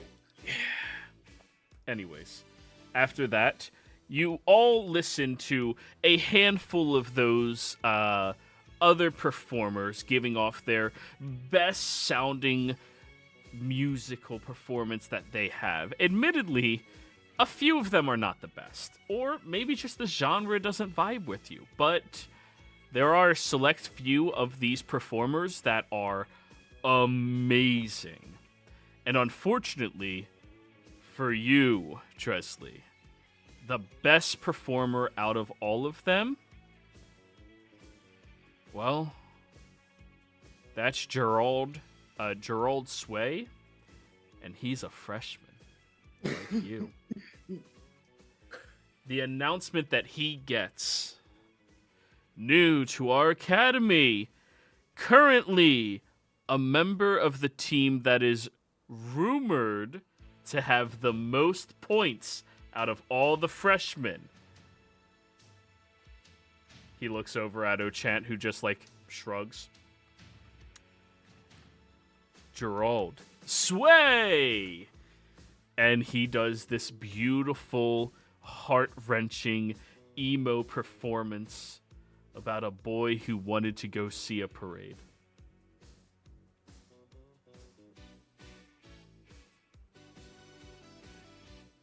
Get it? Thank you. Gerald Way? He's the lead singer of My Chemical Romance. Right. When I was a young boy. A young boy. And then the crowd erupts for him as he jumps off the stage next to you, Dresley, and sticks his hand up. Gerald, pleasure to meet you, man. Dresley, did a great show. Thanks. Hey, I heard your team's doing real well this year, too. Yes, a little more complicated than it first came out. Yeah, we ran into a few hiccups, too, but quality always triumphs, you know? Right on. Well, I got a little offer for you. I've been looking at your group, keeping an eye on them, and the rest of my team's been watching you guys as well, at least from afar. Kind of impressed. Most of the other freshmen don't seem like they're necessarily up to our quality and standards, you know? So how about this? A nice little rivalry, huh? The team with the most points by the time that we start on Monday? Well, they get to be known. Let's call them the Breakfast Club. And the losing team has to serve them breakfast for that first week every day.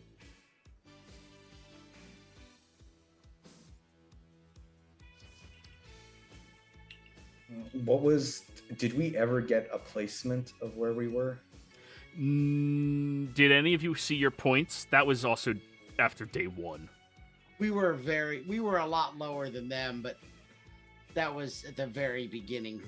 So I know how many points they were at the time, but we have no idea what the standings are now, 3 days later.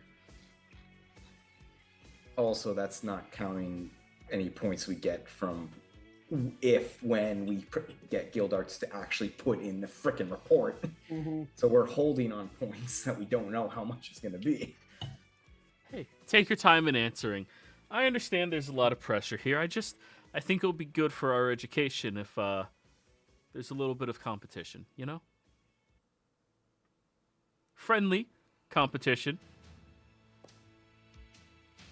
Make the bet. I want free breakfast. Do they hear this, or are we far enough away that... You guys are pretty far away over at the stage, but all of you do see that he's singled Dresley out for a conversation, and Dresley seems to be contemplative. I mean, it's not like you're scared or anything, right?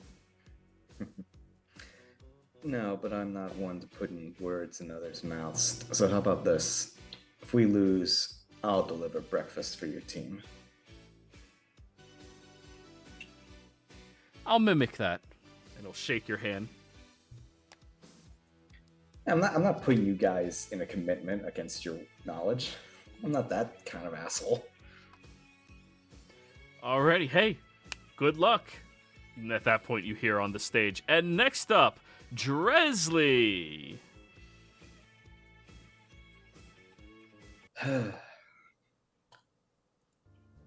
All right. I am going to burn a face step and just appear in the front on the stage. Hell yeah. Listen. So Large display of leaves.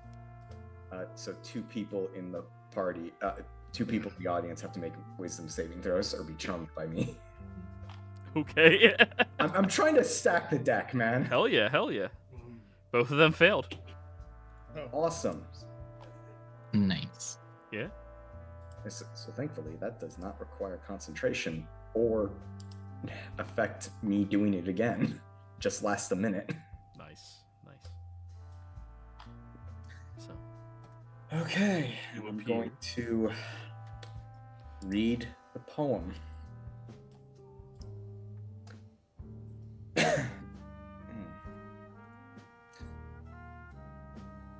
I'm not an actual good performer, so I'm just going to read this as best I can, okay? Go for it, man. Why am I getting stage fright? It's just you all. Yeah, there's nobody. Like, it's... And the internet. Oh, yes, all Fuck you. of the Fuck tens of you. 10.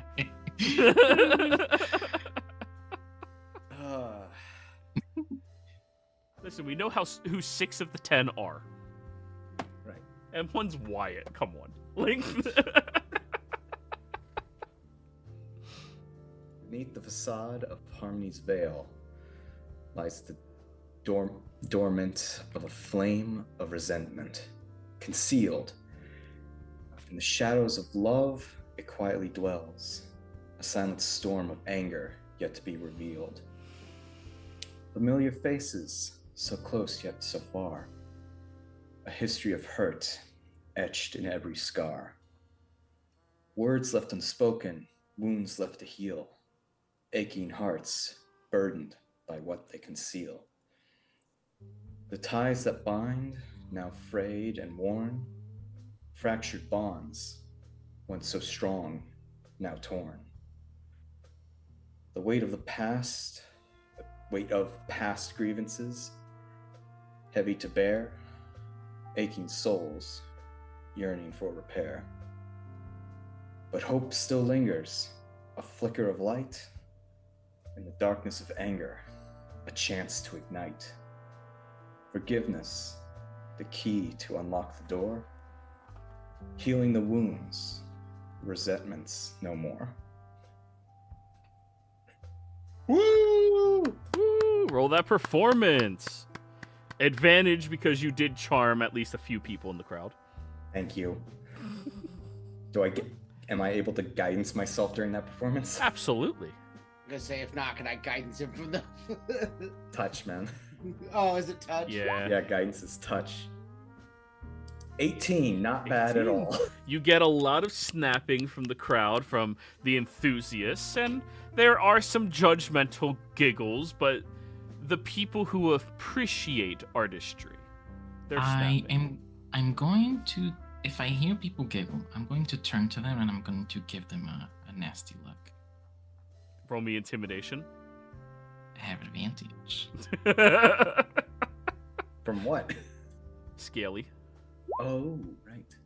15. You hear one person behind you kind of like, and you just shoot them a look and,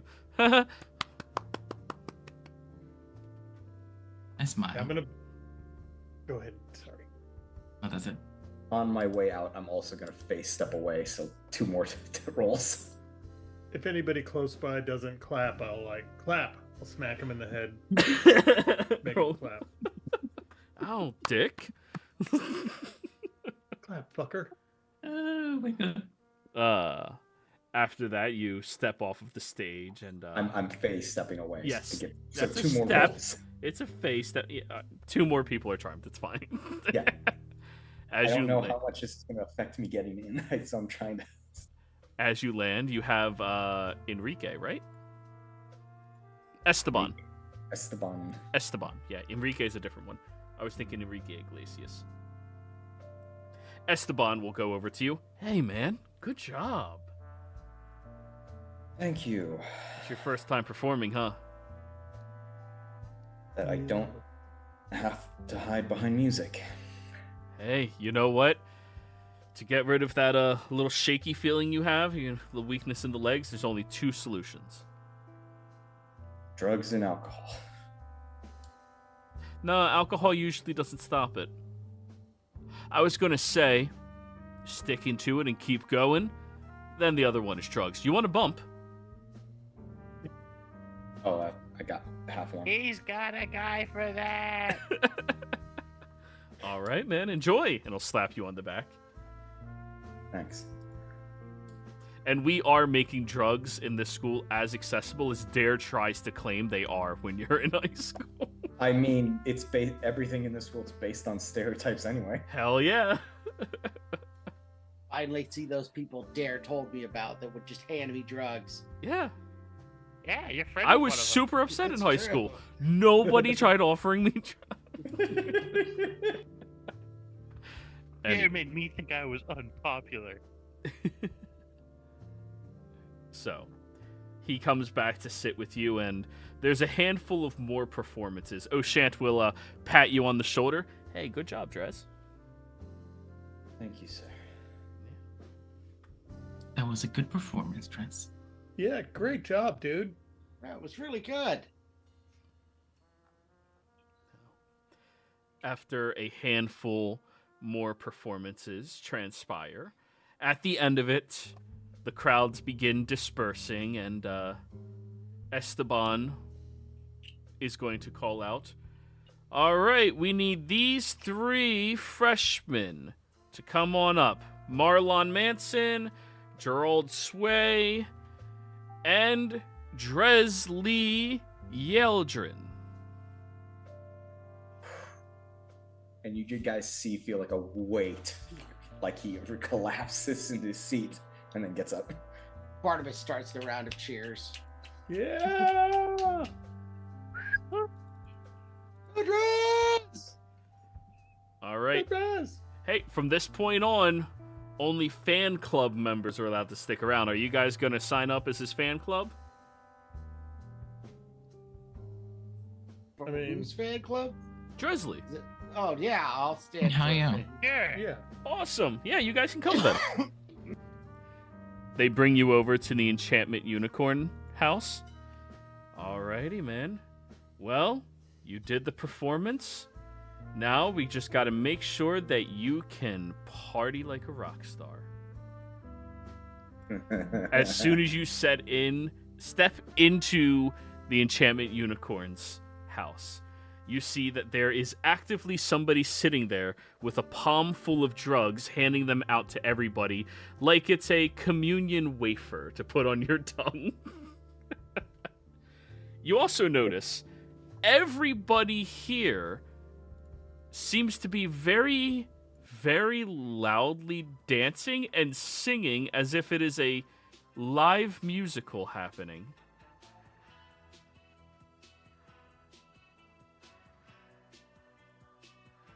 Can I tell what kind of drugs these are? What kind of drugs they are?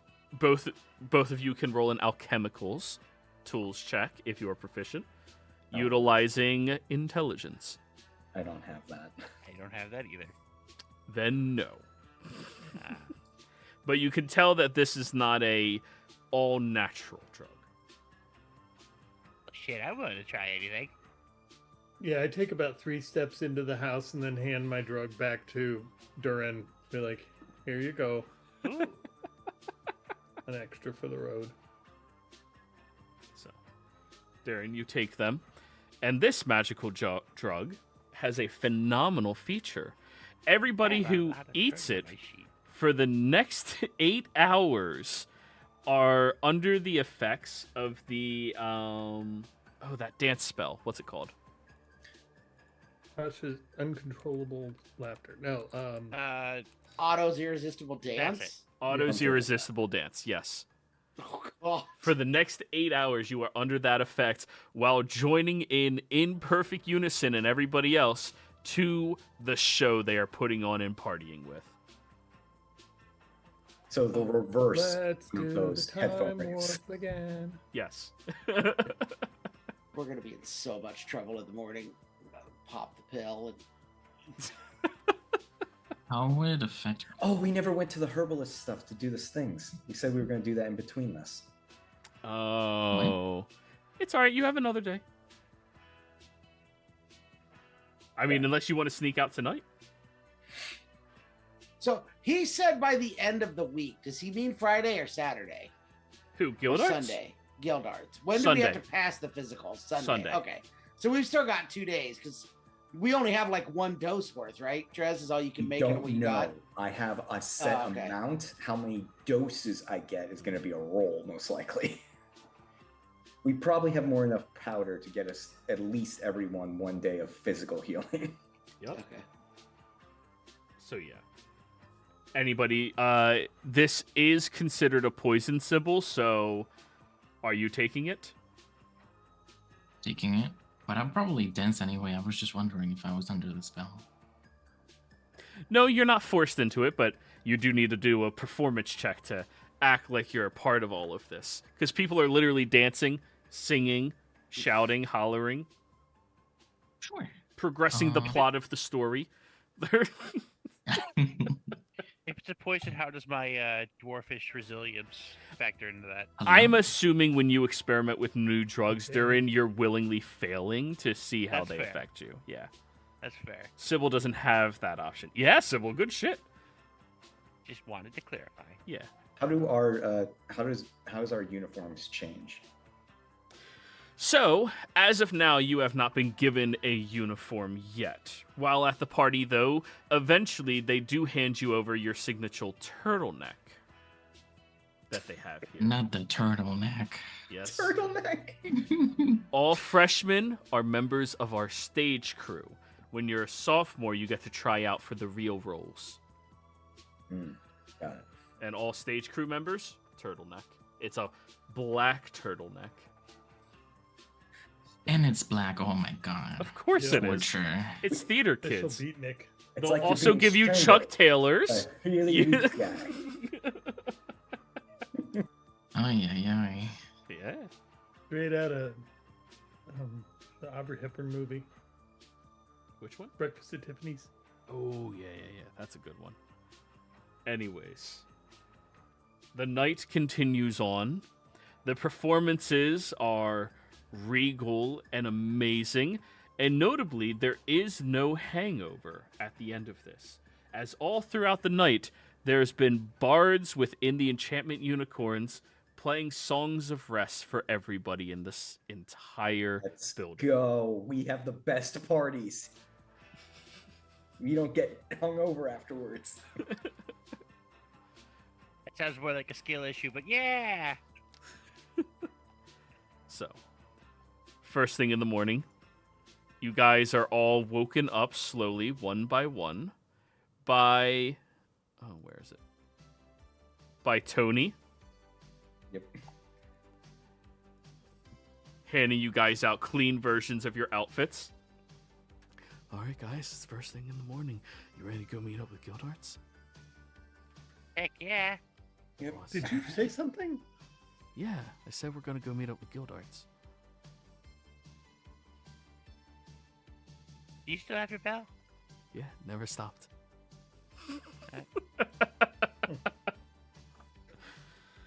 I'm sure he'll get a kick out of that. Durin, what did he? Who are you talking to? Tony! Oh no, he can't see me again. This happens from time to time, it's okay. He does weird things sometimes. Once you stop thinking about me, I'll kind of just disappear for a long time. Oh no. Yeah. Don't worry. I enjoy these small moments in between. I just put my hand on his shoulder and give him like a... I feel that. But yeah, you guys step outside, and for the first time in a few days, all of you are well rested, not hungover, feeling great. I feel weird. Oh, the dance thing counts as a rest? Yeah, It's amazing. you danced for 8 hours, but when you were sleeping, those bards were song of resting you. There's always somebody playing their guitar. Yeah, there always is. Yeah. Anyway, here's Wonderwall. Yeah. So you guys meet up with Guildarts bright and early, showing up a few minutes before 6 a.m. for the first time. And he looks at all of you. Hey.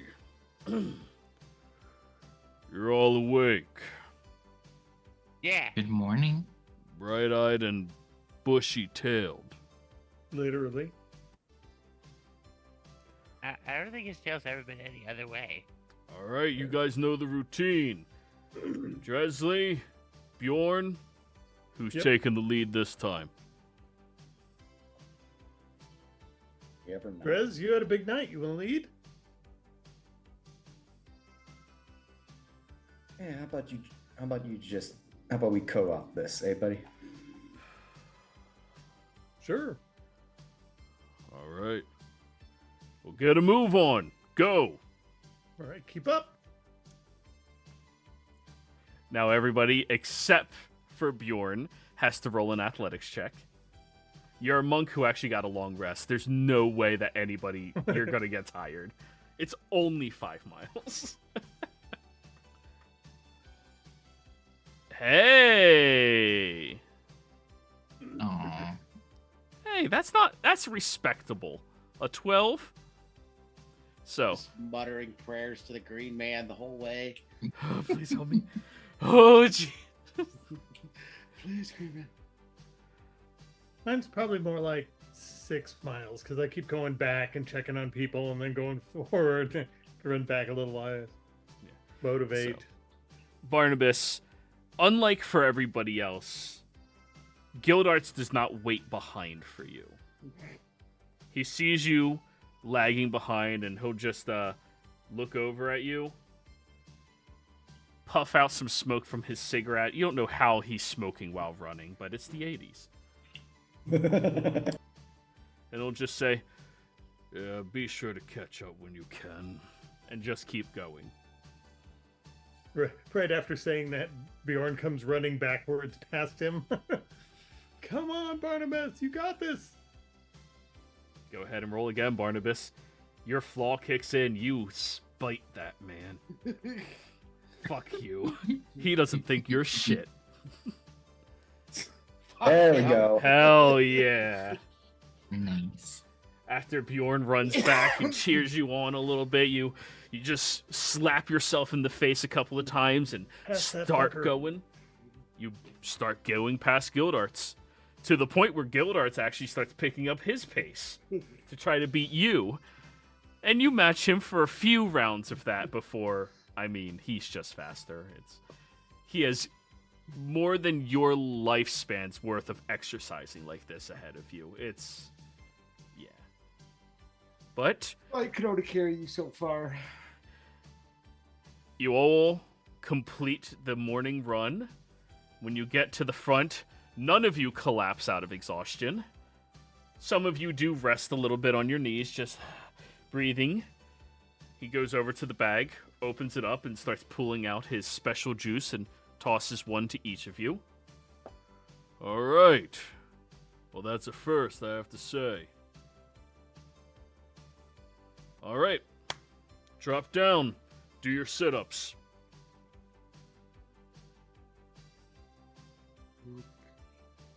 Pair up. All right. Who's taking Tony? I will take Tony this week. I feel like I accidentally screwed him over with the bell. It wasn't your fault. Anyways, athletics, everybody. Nice start. Let's keep it going. 14's respectable. Oh, Jesus. Wow, Seven. Barnabas, you're spiting someone. No, he only spites when he speaks up and says something. Me and Sybil are paired up. It's just both I'm of not you. physically strong. Neither am I, mean, really. You're way stronger than me. Oh, that's true. I am way stronger than you. Station alert has arrived. A new station. Well, thank alert. you. I hate that they changed my note from my news app to that. And Oh, I it's hate that. annoying. So, Barnabas, Gildarts is currently, I guess if you two are paired up and Dresley took Tony, that leaves Bjorn and Durin together. Yep. Makes sense. Gildarts walking by is giving everybody constructive criticism. Durin, you need to match your exhales for when you push up. It's going to make it a lot easier on your core, and you're also going to strengthen it faster. Dresley, you already know that you're going to be doing it, but stop that fancy twist shit that you're doing. You were doing the back and forth, one knee, one elbow thing. Yeah. We're going all the way on that, so slow it down a little bit. Bjorn, stop using the momentum of your ears to carry you up. That's the same as trying to use the momentum of your back, okay? It's about core strengthening. Sybil, one of these days you'll actually end up having a core to strengthen, but for the time being, just keep pushing and getting what you're doing. He just looks at you, Barnabas, and keeps going. There's the fucking spite. Go ahead.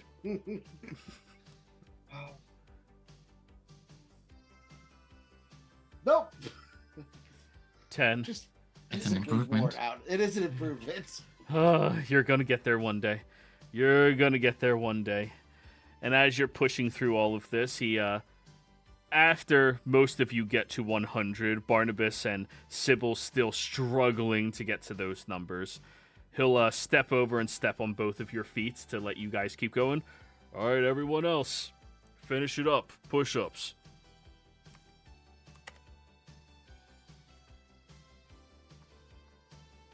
Athletics, everybody else. Oh, everybody else? Okay. Yeah. Yeah, we're still doing sit-ups. Okay. The tail end of the exercise is where things really start hurting for you guys. I mean, you don't see the progress yet, considering this is your first day at Fool. But the three of you do the best that you possibly can. Durin, push-ups suck, dude. They suck. There's nothing fun about it. Bjorn, yeah, it's hard to not do anything with your ears, and he's telling you not to, but, like, every instinct in your body is telling you use your ears, right? Yep. And Dresley, you actually complete it.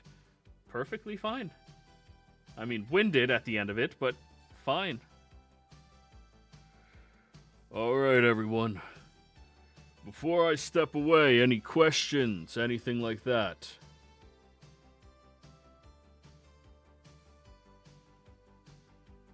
For you or in general?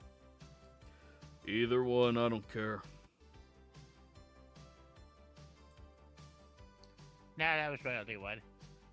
Trez, did you tell us about your bet, or are you keeping that to yourself? I'm keeping that to myself. Okay. Because it's only affecting me at this point anymore.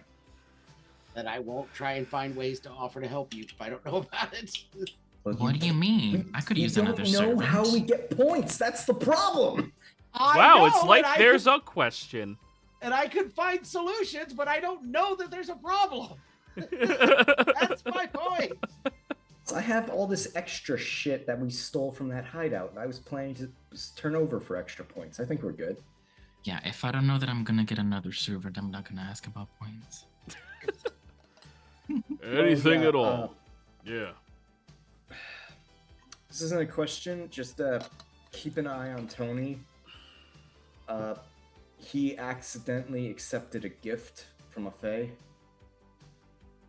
He just goes and gives Tony the look of why. Oh, he's got Tony in trouble. I mean, he offered me a bell. You fucking idiot. Tony, ring the bell. I just point at him and look at Gildarts. So he gave you a broken... No, I he reach snatched... over, take the bell, and Ding, just... ding, ding, ding, ding, ding, ding. Oh, shit. That's never not going to be funny. By the way, Tony, I talked to a couple of the other teachers here. We're figuring out, your situation. Okay, thank you. An alert has arrived. Thank you. Tony has a situation? Yes. How do I turn that off? Tony looks at you guys. I mean, Gildarts, am I allowed to tell them? It's your fucking situation. You tell them whatever you want. Right. So, on that mission that I went out with my group on, I got cursed. And it's not a typical curse. It's why I don't make a lot of noise and why people forget about me after a little while. So, yeah. We're not sure exactly what it is or how to remove it yet. But we're going to work on it. Got to get it removed from you. Yeah. Joey, I'm just putting this out there. Would I know about any fae who would like steal someone's sound for a prank? Religion check. Ooh, that's not good. That's us 8. Nah. I mean, it's something a fae would do, right? But you don't know anything. If we're proficient, can we make the check? Or Sure. is this a fae thing? Yeah, you've heard of random things. You're proficient. Go for it. Oh. He's the one who brought up fae. I Hello. didn't bring it. God damn! Hello. Fae are the Hello? most likely to just Hello? do shit for. You know there's more than low rolls and 20s, right? Like, there's... No. There No. are. No. Go hard or go home. What are you talking about? So 25, Sybil.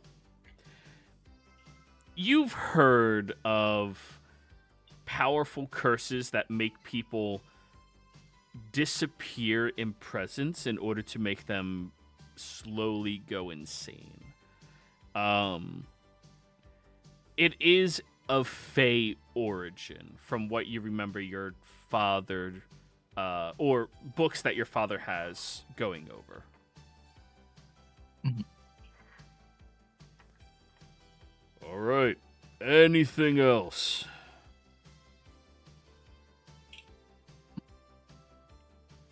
I, as a person, have questions he wants to ask, but Barnabas would not ask because it involves asking for extra work, and Barnabas would not do that. Just out of curiosity, Chief, Just in case we would need to get more points, how would one go about doing that? Firstly, you call me Sir or Gildarts. I'm not a chief, alright? Sir, yes, sir. And points can be accumulated for doing any number of things. Anything that would be considered heroic, truly so. Now this can stem from you helping a lady cross the street who's old, wrinkly, and dying, all the way to you saving somebody from being attacked or bullied. There's also, in certain situations, you being able to get the information you need or get to your objective through proper sleuthing. Don't get caught is an important slogan for adventurers to know. Well, mostly because a lot of the shit we do, if we're caught, we're putting other people in danger. Or worse, we're risking our mission. So, do sneaky shit, don't get caught doing sneaky shit, help out people generally speaking, do the right thing, be a fucking hero. Yeah. Would providing all the drugs at the Griffin's party the other night count? Unicorn's party. Well, Griffin's party too. Yeah. Do you think that selling drugs is a heroic thing? Yeah. Maybe it does. I'm helping. I love how Dur just goes, yeah. Of course.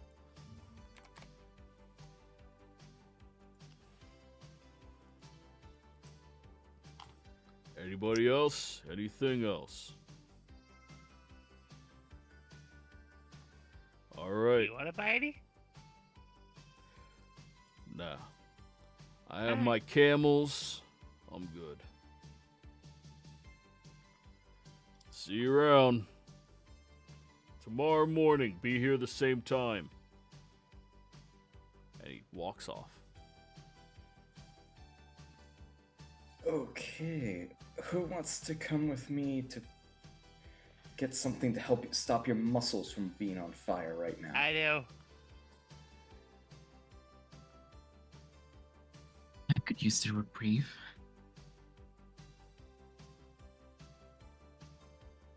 Alrighty. So what do you got? Herbology. You guys wander your way over into the herbology room. Okay, you typed those two out, right? Yep, that was a while ago now. Yeah. I'm just scrolling up to get to it. Sorry, muscle bark and wake up root. Got turn them both into powders. One that wakes you up in the morning. It's basically a pre and pro workout. I just reposted it. Thank you. So, you guys go over to the herbology room. As soon as you open it, you see Miss Zermansky sitting there, currently spritzing a few carnivorous plants, and you see this large room for the first time. It is so fucking humid in here, and there are so many dozens of different varieties of all of these very, very unique plants and flora. As you all step in, she hollers without even looking up. You shouldn't be here this early. I'm not done feeding the carnivorous plants. I can help with that. Durin! Hi. Hi! Oh, good. You know what? Did you have anything to do with that batch yesterday? I mean, I helped with the growing. You did? You used a very fine technique on it. Honestly, I am very impressed with it. I already went through and filtered through, and she shows you that she didn't smoke it. She just took it to see how well the quality was that you made it. Everyone else? We do what we can. Oh, these are your companions, right? Yeah. I'm Miss Sermansky, the herbalism teacher here at Eldermage High. Am I going to be seeing any of you in my freshman class? Me, probably. And you are? Oh, Bjorn. Bjorn. Okay, you're returning, Benny. Oh, Bjorn! Wonderful! Oh, I'm looking forward to having new, fresh students showing up to our class. And, well, what'd you guys come here for today? We were hoping to borrow some of your tools. I need to turn some plants into their usable states.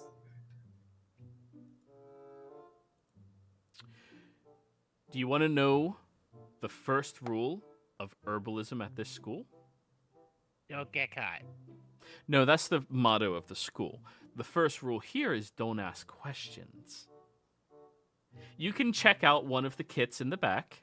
Just write your name down here. Write your senior representative next to that. And write down the number on the herbalism kit that you are checking out. You have to return it by dusk, or else we're going to hunt you down and find it. Gotcha.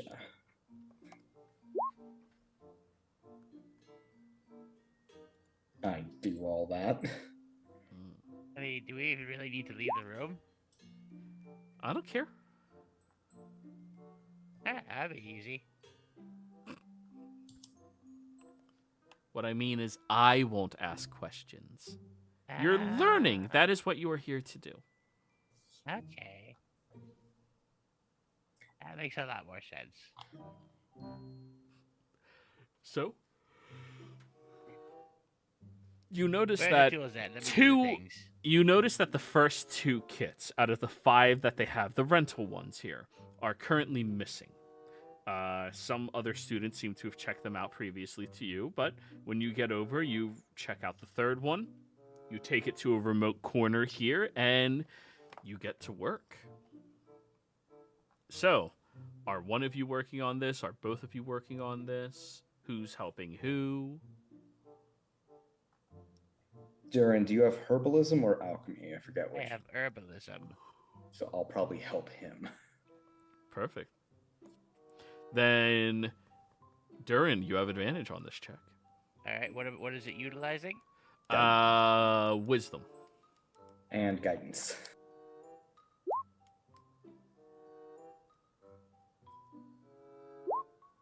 $15.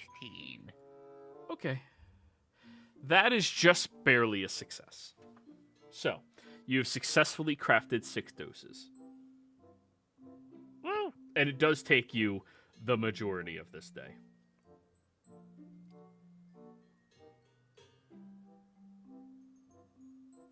Okay, I got it. So, that Awesome. means- So- huh? So 6 doses of one or 6 doses of both? Oh, you were making 2 different things? Yeah, we have wake up root and muscle bark. Oh, 6 doses of both. Okay. Yeah.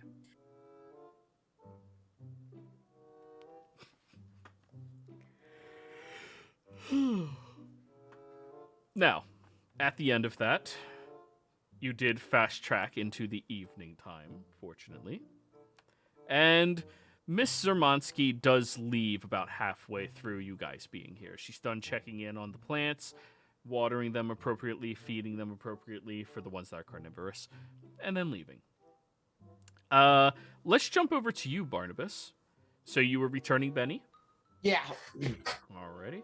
You bring him over to his owner. His owner examines him, makes sure that he's completely unscathed. Alright, thank you, man. Yes, thank you for letting us borrow him. Hey, did you Yeah. beat the shit out of that kid? No, we didn't beat the shit out of him. Unfortunately, he's a little deeper into his studies than we are, but we did get we did get him in some trouble with the other leaders of his house. So I don't know if anything will come of it, but they're aware of his problems. Definitely keep on the lookout. He does not have good things intended for Benny. Yeah, I figured as much. Well, thank you. Really appreciate you bringing him back here. As a favor for letting you borrow Benny, can you, make sure that kid becomes tremendously embarrassed sometime this year? I will find a way to accomplish that. He will stick his hand out to you. Man's shake means something. I will shake his hand, fully intending to try and do that. Hell so. Yeah. Good. All right. That's the best I wanted. Oh, if you get a Polaroid of it. Actually, here. He goes inside and he comes back with a Polaroid camera. It only has 5 more pictures in it, so make sure you save at least 1 or 2 for snapping of him, okay? We'll make him count. Good. Put that in my list. Yep, you have a Polaroid with 5 pictures capable of happening. I guess 5 film? It's a film that has 5 picture slots. Sure. That's effectively how it works. Yeah, okay. You take the picture, it comes out, and then you shake it like a Polaroid. You're not supposed to do that. Shake it like a Polaroid picture. They actually released a news bit because of that song. Wonderful. Wonderful song. Anyways, after you're done with that, what are you going to do, Barnabas?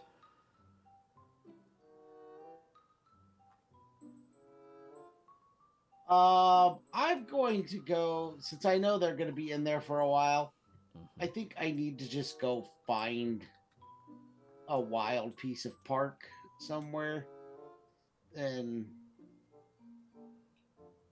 do some meditating and praying. It's been a lot of go and not enough time sitting in nature like I preferred doing when I was on the farm. Okay, well, luckily the Zen and the art sanctuary on the opposite side of town does, well, have a nice little grove there that is usually pretty undisturbed by people. Yeah, I'll go there for a couple hours, and then while no one else is paying attention to me, I'm going to knock out the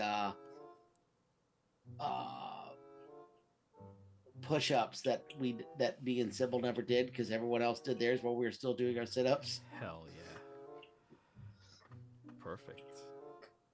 So you go there and you do some quiet contemplation and meditation. Now, Bjorn, Sybil, Yep. the two of you realize that the drugs that those two are making are taking a very long time to make. Are you guys going to wait patiently, or do you want to do something with your day?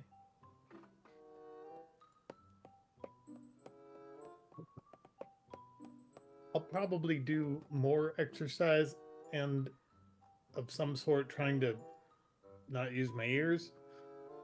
But also, while we're at the horticulture area, or the whatever she is, I'm going to see if she's got a book. Like if I can peruse the work guide or the study book for the year. Oh, absolutely. Yeah, she'll hand one over to you. You see the syllabus and all of the other stuff. So, how about you, Sybil? Yeah, once I see they're gonna take a while, I'm probably going to go back home. Okay. And I am going to seclude myself in my room. All right. And I'm going Well, to spend. Before Go. that happens, since you are checking in back home and it has been Yes. a day, Mhm. you get there. And you see that there's a familiar librarian standing on your doorstep, kind of pacing back and forth. What time is it? The afternoon. Like early in the afternoon. Wait, actual times exist now. Thank you. 11 a.m. That is not the afternoon. It's fucking afternoon at that point. I mean, technically, no. It's 12:01. Happy?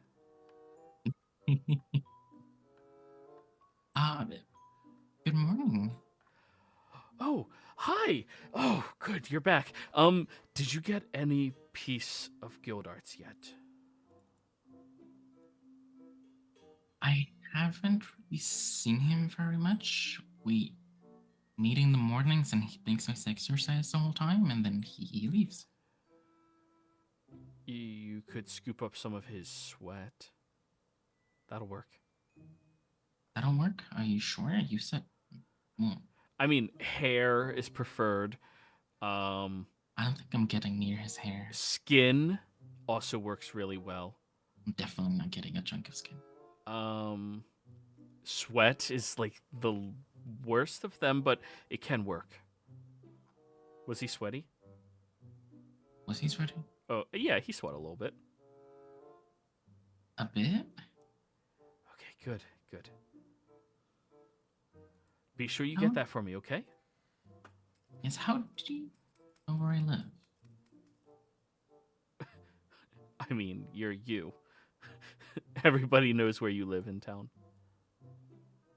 I suppose that's correct. But I will try to acquire some of his sweat. Good. Because I've already acquired all of the crows. What did you say? Crows. Crows. Don't worry about it. You don't want to incriminate yourself with whatever's going to happen. But I would love to know. Roll me persuasion. Come on.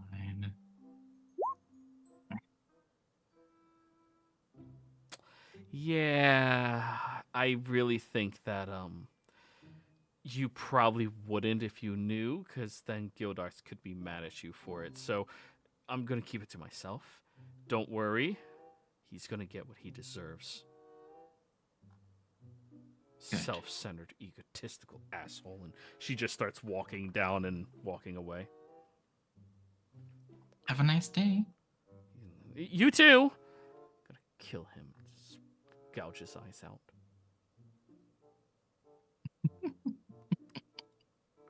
So, then you said you were going up to your room. Yes, I'm going to. Nobody's here except for like servants and stuff, right? Except for the generic servants. Yeah. I'm going to go up to my room. I'm going to close and lock the door. And I'm just going to find like where I will set up some sort of corner. And I'm going to try to pray to my patron. Okay. So, describe the ritual that you do as you attempt to pray to your god. Or patron. I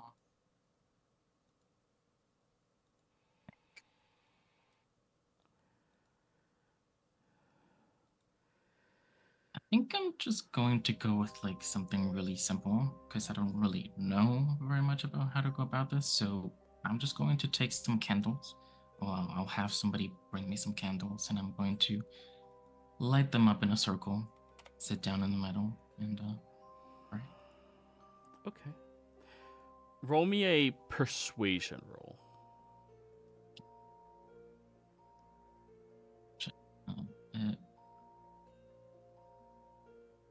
I love how all three of these skills are.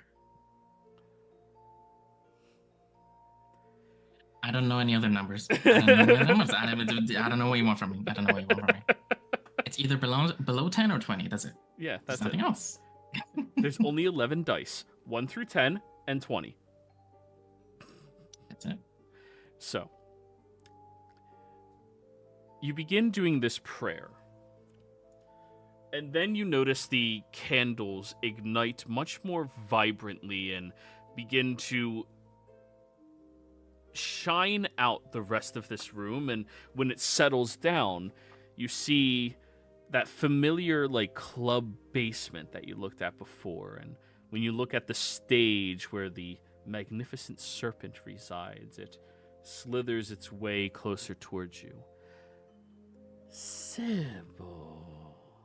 I'm going to immediately drop as low as I can in a sort of like in reverence, as low as I can, like my face to the ground. Yep. The tail comes over and pats you on the back. It is unwise to call me forth without a offering, but I will allow it this time. What is it that you desire?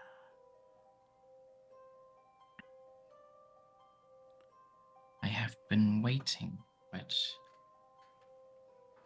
there have been no signal of those who attacked me at the beginning of this week.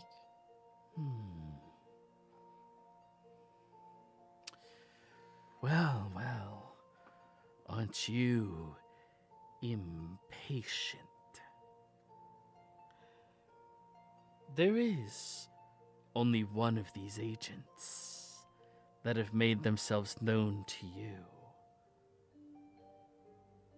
And currently, I believe they're being dealt with. Perhaps you should call upon that dreamy man and ask him for information pertaining to our assailant. The principal? No. The big oaf.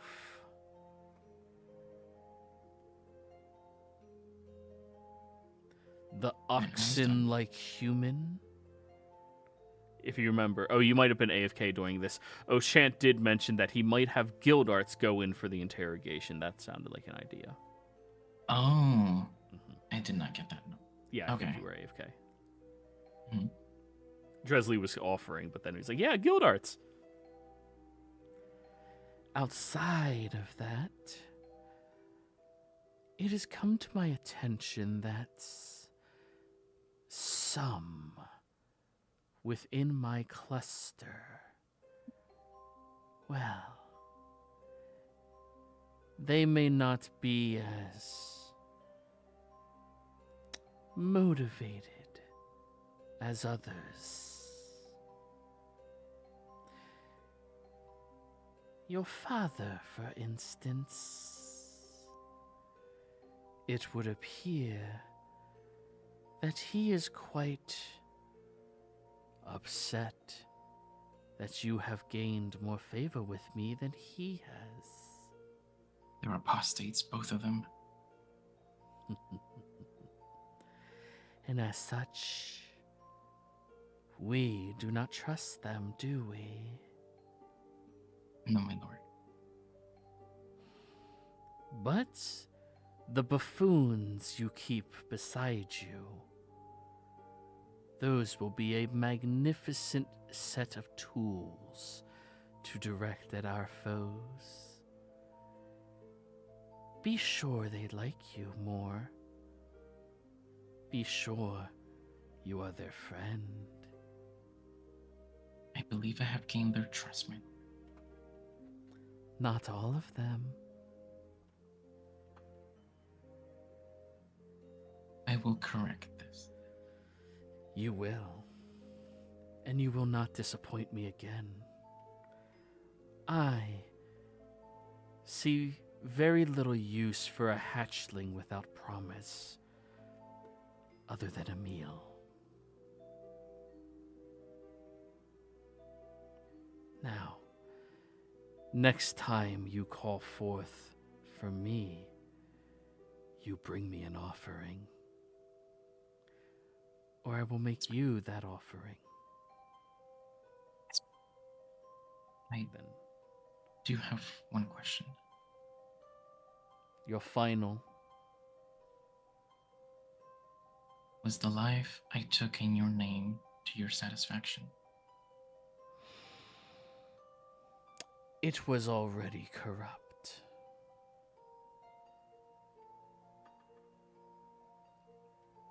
Understood.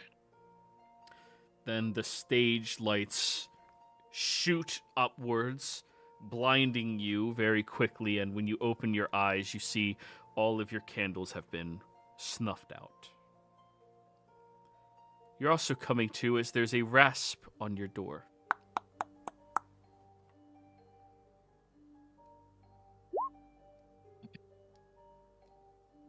I will hide the candles under my bed and go check on.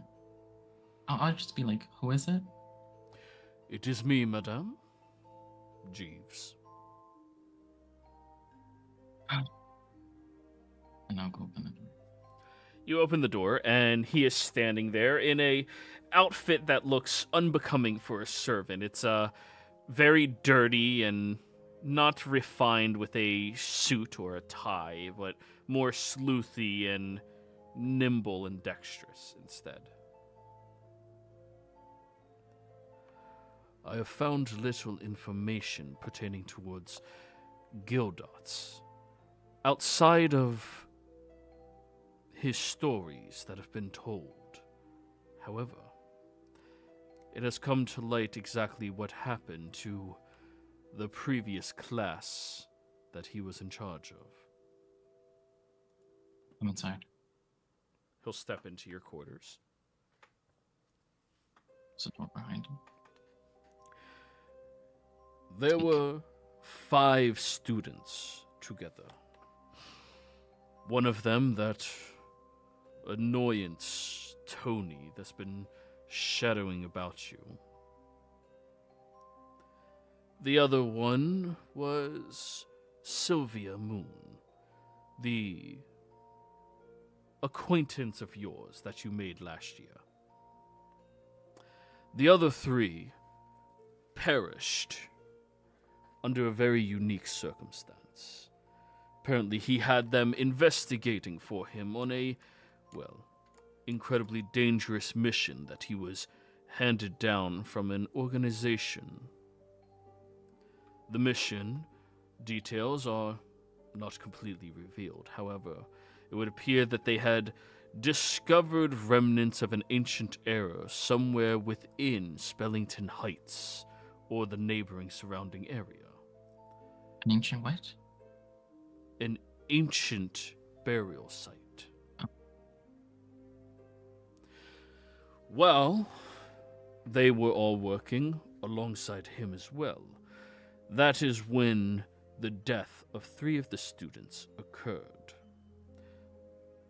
They were all stripped of any internal organs or blood. The autopsy reports given back would suggest some type of necrotic energy surged through them, as well as a psychological report showing that Sylvia has, well, in the professional terminology, lost some marbles. And Tony would appear to be cursed and plagued with a very tiresome little bit. Makes him unsensible by others. Unless, of course, they already know of him. Gildots also went into the medical facility.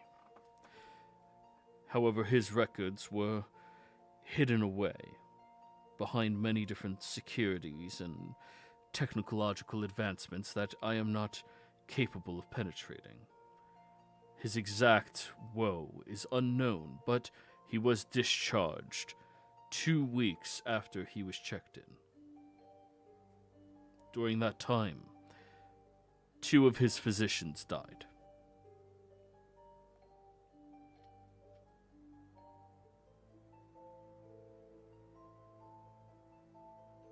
Do you know what the cause of death was? What was written down was physical contortion of the throat and physical contortion of the spine.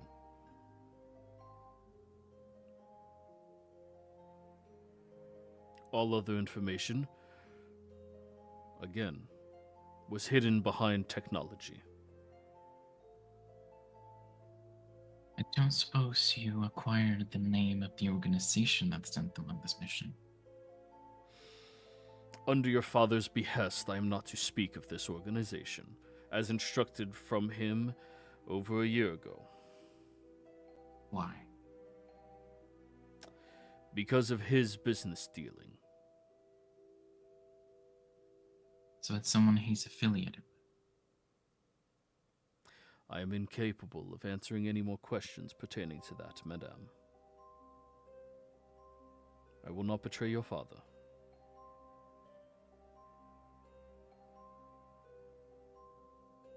Anything else? That is all. That will do, Jeeves. Thank you. Alright, where's the handout? Faculty? Yep. Very well, ma'am. I have already put in the request for you to have your outfit appropriately tailored with the crest of this academy. I shall take you shopping Sunday evening. Very well. Would you like me to add the list of your companions to this?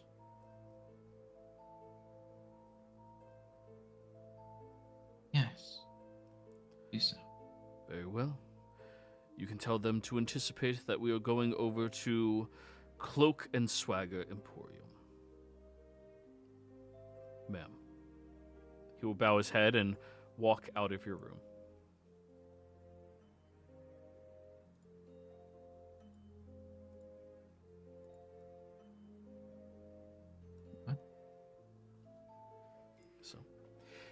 You now have G's back from his mission, so he can start escorting you around town again. Yippee! So. Bjorn, are you just gonna... Oh, wait. You're more than happy reading for an entire day. Yep. What was I even gonna ask for? So. During that time, Barnabas, I need you to give me a wisdom save. That's exciting. 18. Not bad. As you are sitting down in this quiet grove, doing your push-ups and doing your meditation during that time, eventually you do drift to sleep. And when you open your eyes, you feel this very rough, almost rubbery substance underneath you.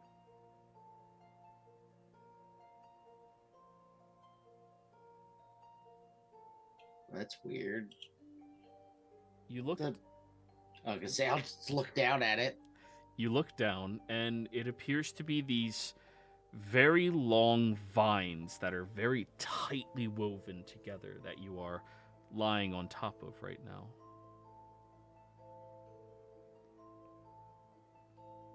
You start looking further, and the vines seem to extend in front of you for a very long period of time before beginning to arch up. And when you look up, you see this magnificently large, vined, encompassing face with these giant yellow eyes staring down at you. It's easily the size of, well, one of the large houses within Eldermage High, but just the head.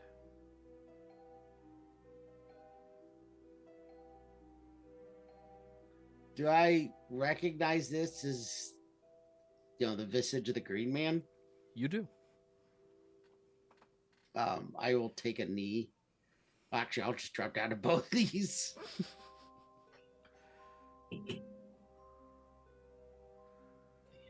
La tavon de la soul. Do you speak Sylvan? I do not. You don't know what he's saying to you.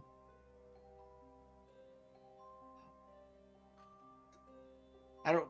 What would be in my religion? What would be my term for him? Would I address him as like my God or my Lord, sir?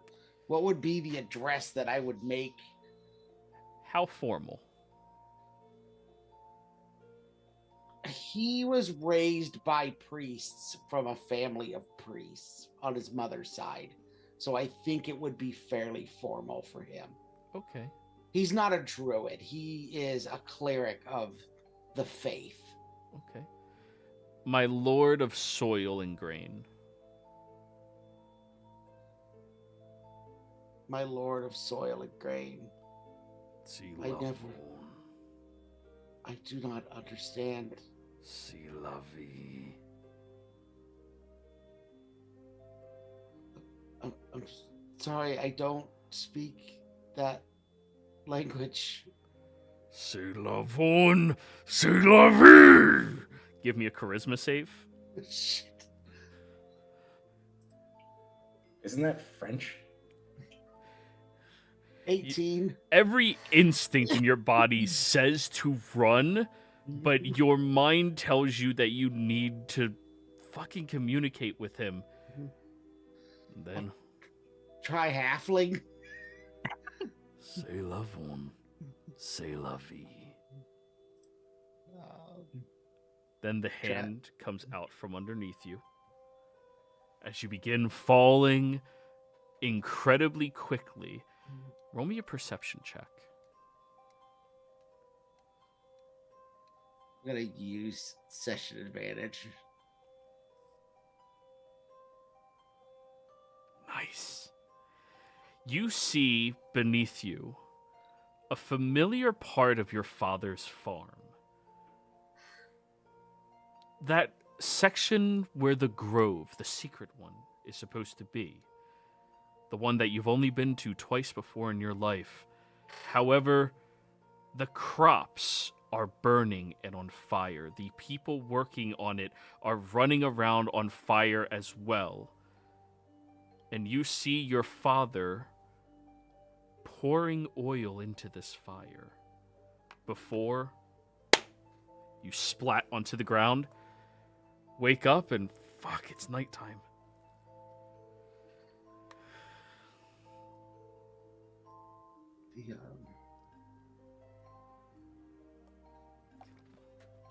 I'll pull out little bee and I'll cast speak with animals. You need to go home and you need to check with mom and find out if anything is going on is weird. Okay. Yeah. You alright? I don't know. Alright. Don't worry. I'll save Mom. Jumps and runs.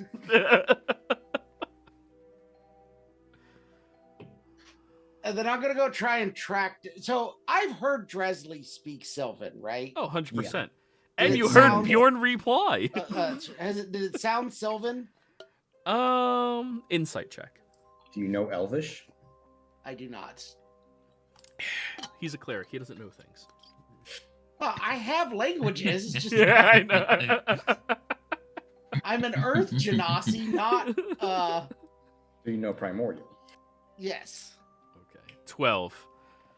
I mean, it sounded more similar to what they were saying. Or when... It sounded more similar to what Dresley was saying to that Twiddleleaf fella. than anything else that you've heard in your life. That's enough. I'm not expecting to be able to figure out what it says, just enough to know that I think asking Dresley's not a terrible idea. Mm-hmm. Now, So I'm going to head back to the school and see if I can find Dresley and Durin and Bjorn, which I knew were heading to the urban lab. this is the next most important role you're going to be doing. Okay. Roll me a history check to remember the phrase that he said. Perfectly. I will use my lore keeper advantage for this one, and I will pray for guidance. And don't forget. Don't fuck it up. God damn Oh, it. 12. That's real close there, Chief. You were kind of trying not to piss yourself, right? This is you've never even heard of a cleric speaking with the Green Man. That's not something that happens. Your mother doesn't do it. They commune and they get signals from nature, but nobody has spoken to the Green Man before. Nobody. As far as you Quick, know. Barnabas, write it down as best as you can recall before you forget. But you run your way back into the high school. You run past, heading into the school where around this time, Dresley and Durin are done packaging their stuff up, and Bjorn is on his third book at this point. Dresley. We'll say Dresley. Sybil's walking up now for the sake of brevity. And done. Okay, we got 6 of each. That should get us through the night and a day, the final exam. Do the words Kylie Vin, Sealy Vin mean anything to you? That's not even close to what's typed there, but okay. I know it's not. I only rolled a 12. So both of you roll insight checks to see what he's trying to say in Sylvan. I'm gonna guidance Durin since I know Dresley can guidance himself. 16. Oh no, I'm sorry, not Durin, Bjorn. 17 and Yeah, 16. So the last phrase, c'est la vie. That means... Oh, you gave that to Bjorn? So I gave it to 19? Bjorn because Dresley I know Ooh. can guidance himself. Okay, so both of you recognize c'est la vie. That has a few meanings depending on the tone of the individual expressing it. It can either mean until we meet again, or I'll see you around, or in certain stretch situations, it can mean or all is destroyed. One of those three. Sylvan is a very expressive language. It's mostly in the way you say it. But that first phrase, Dresley, no chance. You don't know. Bjorn, however, Kellavon. Stop this madness. I think that stopped this madness. How were they... Okay, first off, where did you get this message? Second off, how is the messenger emoting? Because that's very important to this. The message was definitely angry. Oh, that's not good. I went to go pray because I haven't spent a lot of time doing that recently, and Good for you. you've got to understand, this doesn't happen in my religion. I had a vision of the Green Man. He doesn't visit his clerics. Not that I've ever heard of. And he kept repeating this over and over, and then showed me a vision of my father pouring oil in a fire at the sacred grove on our land that he is never supposed to touch.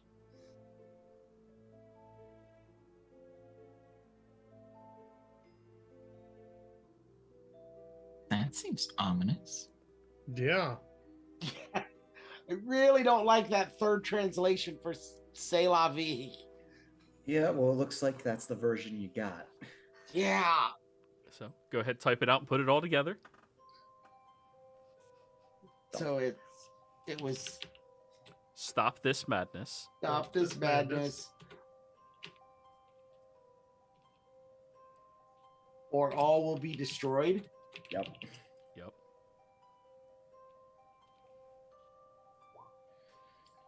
Well, or was insinuated by you. Oh, Yeah, Stop just all. this madness. all will be destroyed. All will be destroyed. And because of your insight check, you don't know if that was a threat or a premonition. You're not Right. sure. You It just could know either be- scary. It could either be he'll destroy my family, or it could be catastrophic events for the land. It could be he'll just freaking smite said- me because of what my dad did, or anything of that nature. You said that it's a secret temple to your god, right? Yeah, it's not something that's ever talked about outside of the family. Right, but in my understanding of gods from books and things, they are pretty selfish. So them saying all will be destroyed means something inherent to them. More so than like the world will be destroyed, per se. I mean, I guess that makes sense. The grove is sacred to him, but he could definitely punish my family if we destroy it.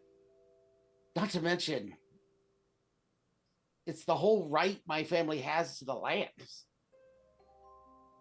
This seems silly for my father to do. Is he doing it, or is this a premonition of what he might do? I don't know. You said he was pouring oil on the grove on fire? The grove was on fire and he was pouring oil on the fire. It could also just be a metaphor. He's pouring oil on the fire of religion. Well, it Okay. could be, he may not necessarily be literally burning the grove, but Right. the land that my family farms, part of the reason my family is had the success and the riches that we've had over generations is because the land we're on is extremely fertile. That Sure. land is fertile because of its proximity to this grove. My family has always had special dispensation from the Church of the Green Man to farm the surrounding land to the grove in exchange for protecting the grove and giving one child in service to the church in every generation, with the exception of my father's. Ooh, why is that? There was not enough children. The pact stands that the third child will be given in service to the church. So My your dad father, only had there one. was never, my father didn't have 3 siblings or 2 siblings. Somehow they arranged a marriage to my mother, who was an outside member of the church, as counting by bringing her into the family, that counting as my family's requirement for that year or for that generation. But no one besides you, as you apparently had, has ever gotten direct confirmation from your deity. Neither my mother, who is a priestess, and her father, who is also a high priest, they have never mentioned to me ever somebody receiving visions directly from the Green Man. Joey, with how I know how deep magic bullshit generational deals are struck, does that sound kosher? History check. I mean, I guess it's possible that the higher in the church just don't talk about it. It's 12. Oh, sorry. This is a religion check, not a history. I apologize. Oh, okay. Yeah.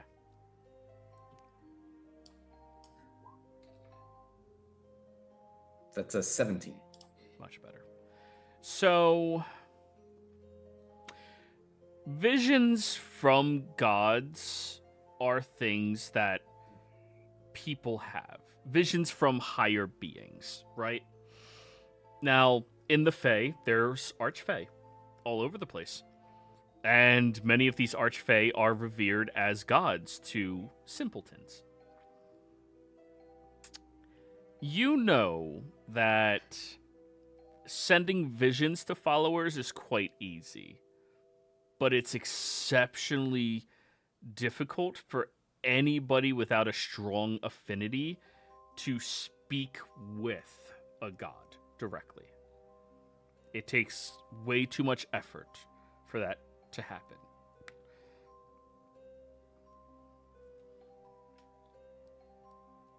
Okay, so it makes sense why no one of the religion reaches out, but it doesn't make sense that the Green Man hasn't talked to anyone.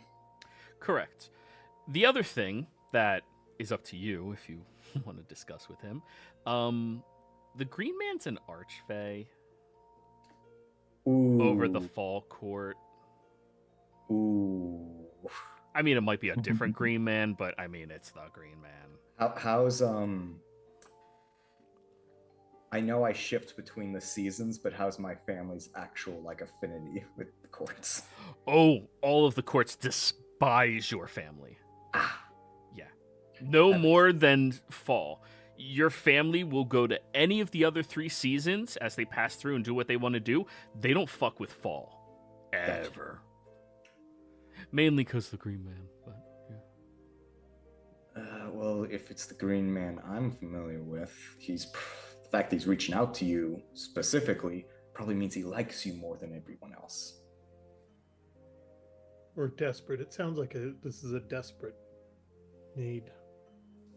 Hey, Barnabas, you might just be about to become the pope of your religion. We just gotta find out what your dad's doing to fuck everything up. I don't know that I want to be the Pope. Well, too bad. You're the one talking to God.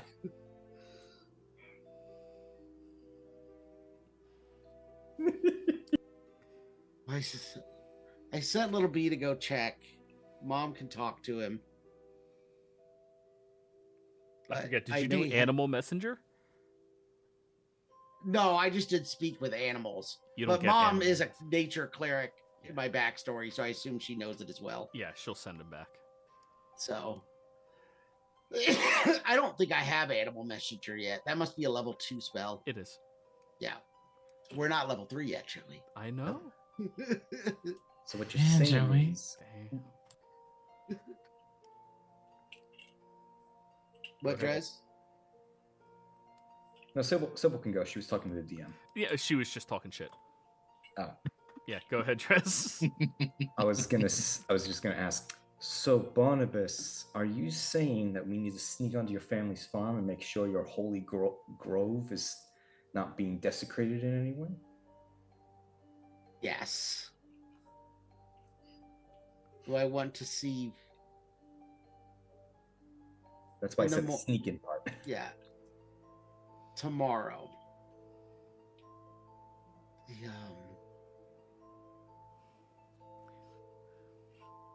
Wait, why would we have to sneak him there? Isn't that... Well, if his dad's contributing to the problem, consciously or unconsciously, he's metaphysically putting oil on a fire.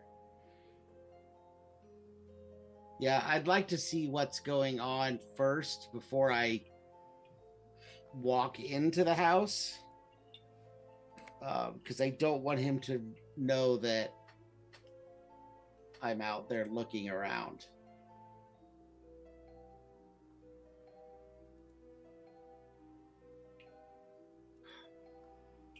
It's late at night, right? At this point, or it's nighttime. It's like 7 p.m. So yeah, it's nighttime.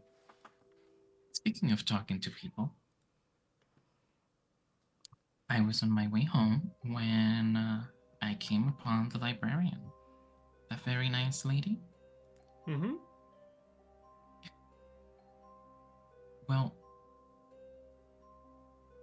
at least it escaped my memory that we needed to collect something from Gildarts for her. Oh yeah, I vaguely remember that. Oh yeah. She said that sweat will suffice. What about one of his cigarette butts? Like it's gotta be loaded with saliva. That might be too contaminated.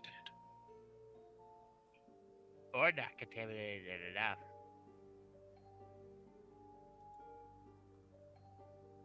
So what? Do we offer him a towel after the workout? And then... That's not a bad idea, Barnabas. You know what? I think you should do it. Yeah, just toss a towel on his face. As a show of good faith, and to prove that you have been trying your best in the last few days. Also, wrap a towel, a rock in it so that he knows it was you. That's a good idea, Durin. You get blood that way. That's worth it. Hey, Gildarts. They'll believe it. Gildarts, catch! You got your towel! Sorry. The principal still owes you a favor. That'll be the last resurrection. He's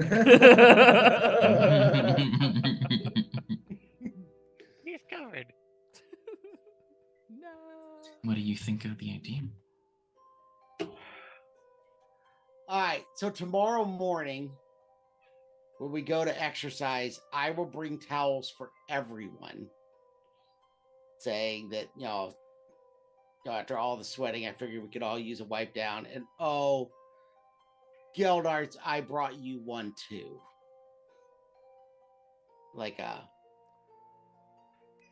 I did it because I felt I had to, kind of thing. And then we'll see if he your uses mom it. made you. My mom made me. My mom said I have to help. Mom said to bring one for everyone. Speaking of Gildarts, I have something to tell you all. What you got?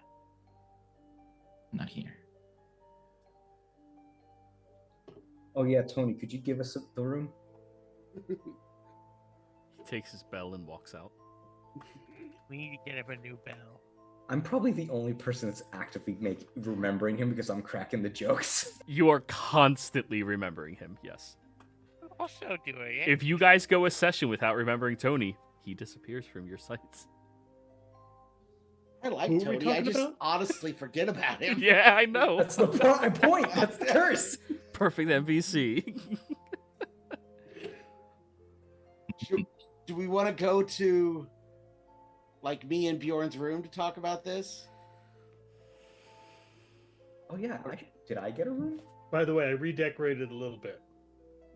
Okay. Yes, Dresley, you did get a room. Yay. Feels a little more like home. It's more like a studio, though. Like a Yeah, studio apartment, just smaller. Well, now that Tony's not here, we can actually discuss it. Oh, okay. And I will share with the group the information that Jeeves gave. Ugh. About the outcome of his last party, you mean? Yeah, although I don't tell anyone that Jeeves is the one that got it. So do we think that's the origin of his lycanthropy? No, that would be the origin of Tony's curse. No, I know it's the origin of Tony's, but Sybil, didn't you say that he was hurt and two of the people trying to help him died, two of the healers or whatever? He also went into the medical facility for care for 2 weeks, or at least he was discharged after 2 weeks. And during that time, 2 of his physicians died. One of them from physical contortion of the throat, and the other one of the spine. It sounds like that could have been the source of his curse as well, considering that, well, someone else in that group also got cursed. Bjorn, is there any mention in the stories about him being a werewolf? You've read all of his stories. History check, Bjorn. Oh, okay. Guidance. Nice timing. I'd like to be quick on the draw. 18. 18. No, nowhere. Yeah, I didn't think so. No, he was kind of roguish. Strongman fightery.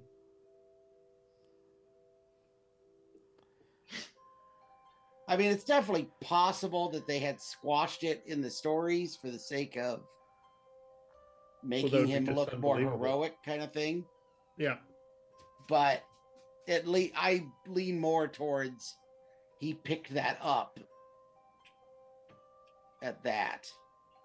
There is no easy human way for someone to die of a physical contortion of the spine. So, No, I mean, he's strong. I mean, he's physically fit, but he's not like hulking, right? In his human form. Yeah. No, he's pretty jacked. Pretty Yeah. jacked, but he's not like. But he's fucking not ripped. entering the strongman competition. No, no. it's not like I'm going to bury my hands into your spine and take it out. Type shit. Right. Yeah, he might Just twist can it beat around you a up in little bit. Fist fight, but Well, we Just saw a his wolf squeeze. form. How bigger is he in his wolf form? Considerably, but he was also in the cage when you saw that, and he was coming out of it. So, well, plus you get into the whole supernatural strength thing when you start talking a bork. something like that. Yeah. A pork? Yeah, a bork. You said that there was an organization that sent them on that thing. Do we have any idea who they were? I don't know. Because maybe we could come at that from a different angle. Or maybe if he opens up do you guys have any questions? You just ask him. That sounds like a good way to get killed, Bjorn. How do we ask him without that being the outcome? What, him killing us? Yeah. I I don't. was just gonna say, what happened with what happened in the last group? See if the story he tells us matches the one we know. Well, he told us when we met Tony. Everyone else died but him and Tony and the other girl. We could ask Tony.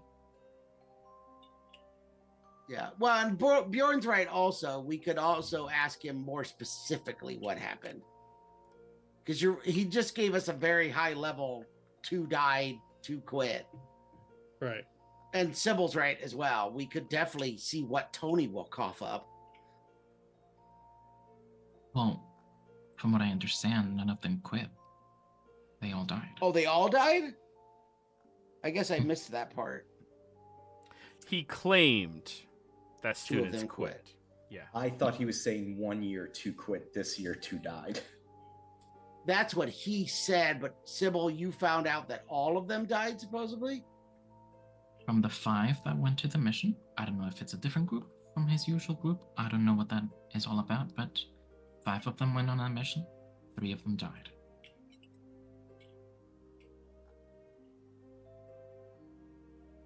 Even his numbers don't add up.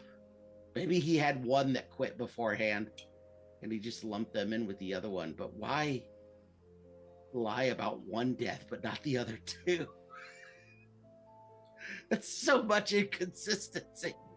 I get lying to cover up a death, but only lying to cover up a third of the deaths seems Well, weird. Think about it. What reason does he have to be honest with us in that way? especially about a mission from an organization that seems to be fairly secret. Is there any mention of organizations in the book, Bjorn? Did he like? I mean, was he like part of a tons, spy organization or something? yeah, there's a few different ones. So, Hold on. I just pull my backpack out, set it around, and I conveniently pull out all of these books that there's like 5 of them at this point. Can I peruse through them pretty quickly and come up with what the different organizations are called? investigation. Guidance. Thanks. Big numbers. No. Our only investigators not here. 12. 12. You come up with one of them, the Sharkers. But those are like a group of free-loving anti-pirate pirates, Right. who just go after other pirating groups and take them out. Yeah, they're a pirate hunter organization. But they themselves are pirates. Well, Or a lot pirate of hunting pirate hunters pirates. were. Yeah.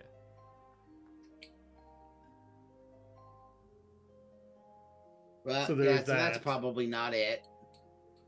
No. I guess it doesn't surprise me that the secret organization isn't mentioned, but I was hoping. I mean, it could be something similar. Like if they called it the Mansons, and then now they call them the Masons. Something like that. Yeah. Okay, maybe we're getting a bit ahead of ourselves here. I think we just need to prioritize. Like, we have to look at what's going on in our schedule. You've got the powders now for us to survive tomorrow's workout. We have a potential big issue at Barnabas's home, and we have what to do about Guilfoyle, or our Darts. leader. So How many doses did you, I'm sorry. I cut Got somebody 6 off. of each, so 1 for everybody. Is it a pre-workout thing or a post-workout thing? The wake up route's pre-workout, the muscle box post. So our test for him is Sunday. Yeah. So we should take the pre-workout Sunday morning? Yes, and take the muscle box Saturday after our workout. Okay, so tomorrow, because today is currently Friday. It's Friday evening now. Yeah. Because Thursday evening we partied with the Enchanted The Unicorns. unicorns. Mhm. And now it's 7:00 on Friday. I mean, we also have a police case file on stolen spell scrolls that's hacked by the head of the AV club. What do we want to do with that? We currently don't need to do much with that. I think it's Yep. pretty low on our priority list. Yeah, but all the things going on right now, that seems like the one thing that we can actually do something about. Yes, but effort that we put into that, we won't put into anything else. I feel like for me, the priority list seems that Barnabas's family farm and holy place is at least getting eyes on it would be the easiest to quickly solve. Yeah, Yeah, I but- think the scrolls thing is something we can tackle later. Maybe after school starts. One question, Barnabas. How far out of town is your land? I rode in on the morning of school. But how far out is the house?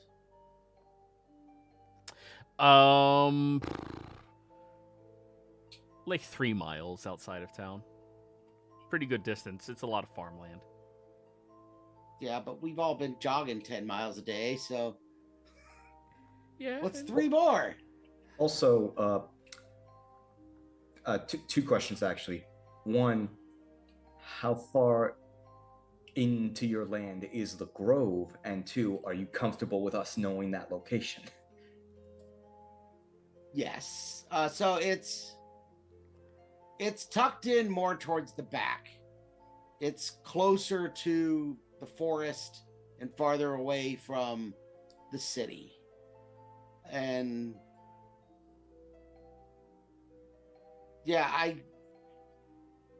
whatever this is, it's got to be too big for me to handle on my own. Then we will help you. And when you say you rode in horseback, that's how you Yes. came? So we can't take the car. Why? Well, yeah, we can. It just means we'll get there quicker. We could take the car part way. I would not take it to the house unless we're really trying to agitate my father.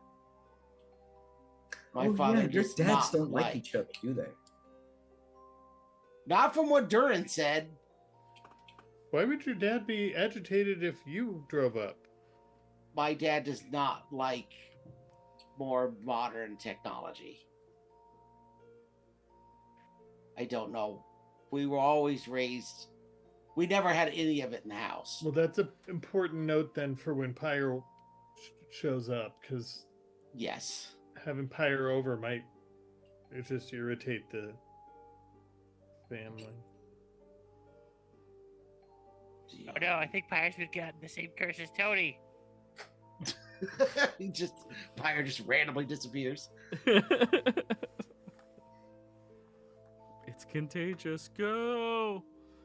Anyways, now that you guys all have some better understanding of what is to be expected this coming year, we're going to go ahead and end the session here. When we come back next week, you guys hopefully would have chosen a very specific direction that I could have prepared for. Players, thank you all very much for playing. Viewers, thank you for watching. We'll see you next time.